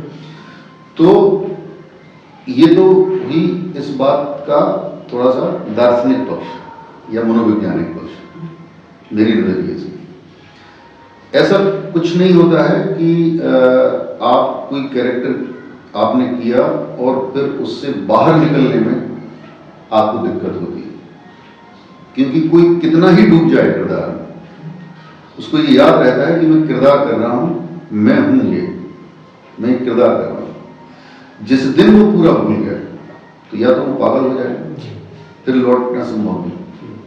अगर वो पूरा ही मान ले कि मैं अश्वत्थामा हूं, तो वो जो डायलॉग है उसके कि मैं किसको पकड़ूं, जीत खाऊं, फाड़ डालूं, वो वैसा हो जाएगा। तो 100% कभी नहीं होता, 99% भी अगर होता है, कभी कभी किसी किसी को हुआ होगा, तो वो जो 1% बचा रहता है, वो 1% वापसी का रास्ता तय कर देता है। उसको याद रहता है कि मैंने ये अभिनय किया। तो बहुत उसमें कठिनाई बहुत नहीं होती। लेकिन उसका किरदार का कुछ भाग रह जाना अच्छा है, उस किरदार के माध्यम से कुछ निकल जाना ही बेहतर है, ये कह सकता हूँ। मेरा अपना अनुभव कभी ऐसा नहीं रहा कि मैं किसी किरदार में ऐसा चला गया हूँ कि वापस आने में मुझे परेशानी हुई। हाँ, इतना अनुभव ज़रूर है कि जब मंच पे शुरुआती दौर में तो नहीं, शुरुआती दौर में तो अपरिपक्वता के तहत या अनुभव की कमी के तहत थोड़ा विश्वास में थोड़ा कम होता है। करते करते अब ऐसी स्थिति, अब कह सकता हूँ कि अब ऐसी स्थिति आई कि जब किरदार कोई अभिनीत मैं करता हूँ तो बहुत सहज तौर पर कर लेता हूँ अपने आप। वो जो कुछ समझ आ गया, थोड़ी बहुत समझ आ गई तो उसके तहत कर लेता हूँ, लेकिन याद बना रहता है कि मैं अभिनय कर रहा हूँ, मैं नहीं। सर, अब हम लगभग बातचीत के आखिरी क्रम में हैं और आपके सफ़रनामे को हमने समझने की कोशिश की, लेकिन ये अधूरा रहेगा यदि हम आपके फिल्मी सफ़र के बारे में थोड़ा बहुत बात ना करें। तो उसके बारे में हमें थोड़ा बताइए और ये बताइए कि कैसे ये दोनों बिल्कुल डिफरेंट मीडियम है। ये कह देना तो बड़ा आसान है कि रंगमंच और फिल्म अलग अलग है, पर क्या डिफरेंसेस आपको इन दोनों के बीच में समझ आए? Film is a basically technique. आप जो कर रहे हैं वो एक टेक्निक के थ्रू लोगों तक पहुंच रहा है, और जो नाटक है, जो रंगकर्म है, उसमें कोई टेक्निक नहीं। अभिनेता सामने, दर्शक सामने, दोनों आमने सामने, उसमें बीच में कहीं कोई मीडियम नहीं, उसके बीच में कैमरा है। बहुत सारी तकनीक है, जिस तकनीक के तहत आपकी कला वहां तक पहुंच रही है। ये बेसिक डिफरेंस है। और भी बहुत सारी चीजें इसके विस्तार में जाएं तो बहुत बातें हो सकती हैं कि रीटेक्स हैं, एक डायलॉग को आप नहीं बोल पा रहे हो 10 बार बोल दो, मंच पे ऐसा नहीं होता। और ग्लिसरीन लगा के आप फिल्म में ग्लिसरीन लगा लो तो 15-20 सेकंड आँख बंद किए रहो और ऐसे जब खाओ तो आंसू की धार लग जाती है। ये यहाँ संभव नहीं है। आपको ओरिजिनल, इसीलिए ये कठिन माना जाता है रंगकर्म, इसीलिए ज़्यादा चुनौतीपूर्ण माना जाता है और इसीलिए ज़्यादा आनंददायक भी है। तो ये चीज़ें हैं, मीडियम अलग अलग है because of technique. Film is technique, drama is not, नहीं कह सकता हूँ। मतलब कम में, विस्तार में जाएंगे तो बहुत लंबी चर्चा इस पर ही हो जाएगी। सर, हम इस बातचीत के क्रम को खत्म करेंगे। अच्छा। लेकिन उसके पहले यदि ऐसी कोई बात हो जो रह गई हो और आप उसे कहना चाह रहे हो तो आप वो हमारे दर्शकों से कह सकते हैं। कोई बात जो मुझे पूछ लेनी चाहिए थी पर मैंने नहीं पूछी और आप समझते हो आवश्यक हो, सो आप यदि अपने उन साथियों को भी याद करना चाहें जो इन 30 वर्षों में आपके साथ रहे, एक आधार स्तंभ बनकर अन्वेषण के साथ लगे रहे, उनको भी आप यदि याद करते हुए कोई संदेश दें तो प्लीज। उनको संदेश तो नहीं, लेकिन कुछ लोगों के नाम जरूरी तौर पे मैं लेना चाहूँगा। जब अन्वेषण बना था, जिस दिन जब वो नुक्कड़ नाटक का पहला शो हुआ, तो सुमित दुबे मेरे बड़े अच्छे दोस्त हैं, उस नुक्कड़ नाटक में थे। आज भी सुमित दुबे हैं। अभी ये जो लिविंग हुआ पिछले महीने, इसमें भी सुमित दुबे हैं। सो पहले दिन से लेके आज तक सुमित दुबे हैं और ये 30 साल हो गए। और जब सुमित दुबे उस नुक्कड़ में थे तब उनकी उम्र रही होगी 25 साल, और 25 से 50 साल का जो टाइम पीरियड होता है, ये सबसे आम होता है हर आदमी की जिंदगी में कुछ करने के लिए। वो पूरा सुमित ने लोग के लिए दिया। सलाम है। मेरे बहुत ही वरिष्ठ साथी हैं रविंद्र दुबे कक्का, पहले दिन से लेकर कोर्ट मार्शल में थे और आज भी जॉब करते हैं, MBB में जॉब करते हैं। जॉब के साथ अपनी पारिवारिक जिम्मेदारियों का निर्वहन करने के साथ 30 साल से लगातार रंग कर्म करना, सलाम उनको। कपिल नाहर 25 साल हो गए, अमजद 25 साल हो गए, ज़्यादा हो गए 25 साल से, करते चले जाओ। आज अन्वेषण जहाँ भी है, जिस स्थिति में भी है, इनमें हर उस आदमी का योगदान है जो इन 30 सालों में जिन्होंने अन्वेषण के साथ काम किया, चाहे एक नाटक में किया हो, चाहे 10 नाटक में किया हो, सबका योगदान है। उन्हीं की सबकी मेहनत है, उन्हीं की सबकी सहभागिता है जो अन्वेषण आज 30 साल से रन कर रहा है। लेकिन ये जो मैंने नाम किए, 25 साल 30 साल बहुत बड़ा फिगर है। 25-30 साल से कोई व्यक्ति लगातार, अगर कभी कभी ऐसा होता है कि जैसे कपिल के साथ हुआ कि बीच में कुछ पारिवारिक जिम्मेदारियां आई, तो 2-3 साल के लिए लगे कि अभी नहीं कर सकते हैं, थोड़ी जिम्मेदारी, तो जिम्मेदारियां पूरी हुई, फिर वापस आ गए कि हम करेंगे, उतनी ही शिद्दत के साथ कर रहे हैं। सलाम है। आज अन्वेषण जहां भी पहुंचा है, उन तमाम लोगों का योगदान है। लेकिन ये जो मैंने नाम लिया, ये जो कहते हैं ना, नींव का पत्थर, नींव के पत्थर हैं। और भी बहुत से लोग हैं जिनका मैंने नाम नहीं लिया, ऐसा नहीं कि उनका योगदान नहीं है, लेकिन नींव के पत्थर की महत्ता अलग होती है। अगर वो हिल जाए तो वो जो कविता है ना कि हमने माना हम कभी भी आपसे बेहतर नहीं, पर हमारी भी महत्ता आपसे कमतर नहीं। हम हिले तो गिर पड़ोगे, हम हिले तो गिर पड़ोगे, ओ गगन चुंबी कलश। नींव के पत्थर हैं हम, राह के पत्थर नहीं। सलाम है इन लोगों के समर्पण को, सलाम है इन लोगों की निरंतरता को, बार बार सलाम।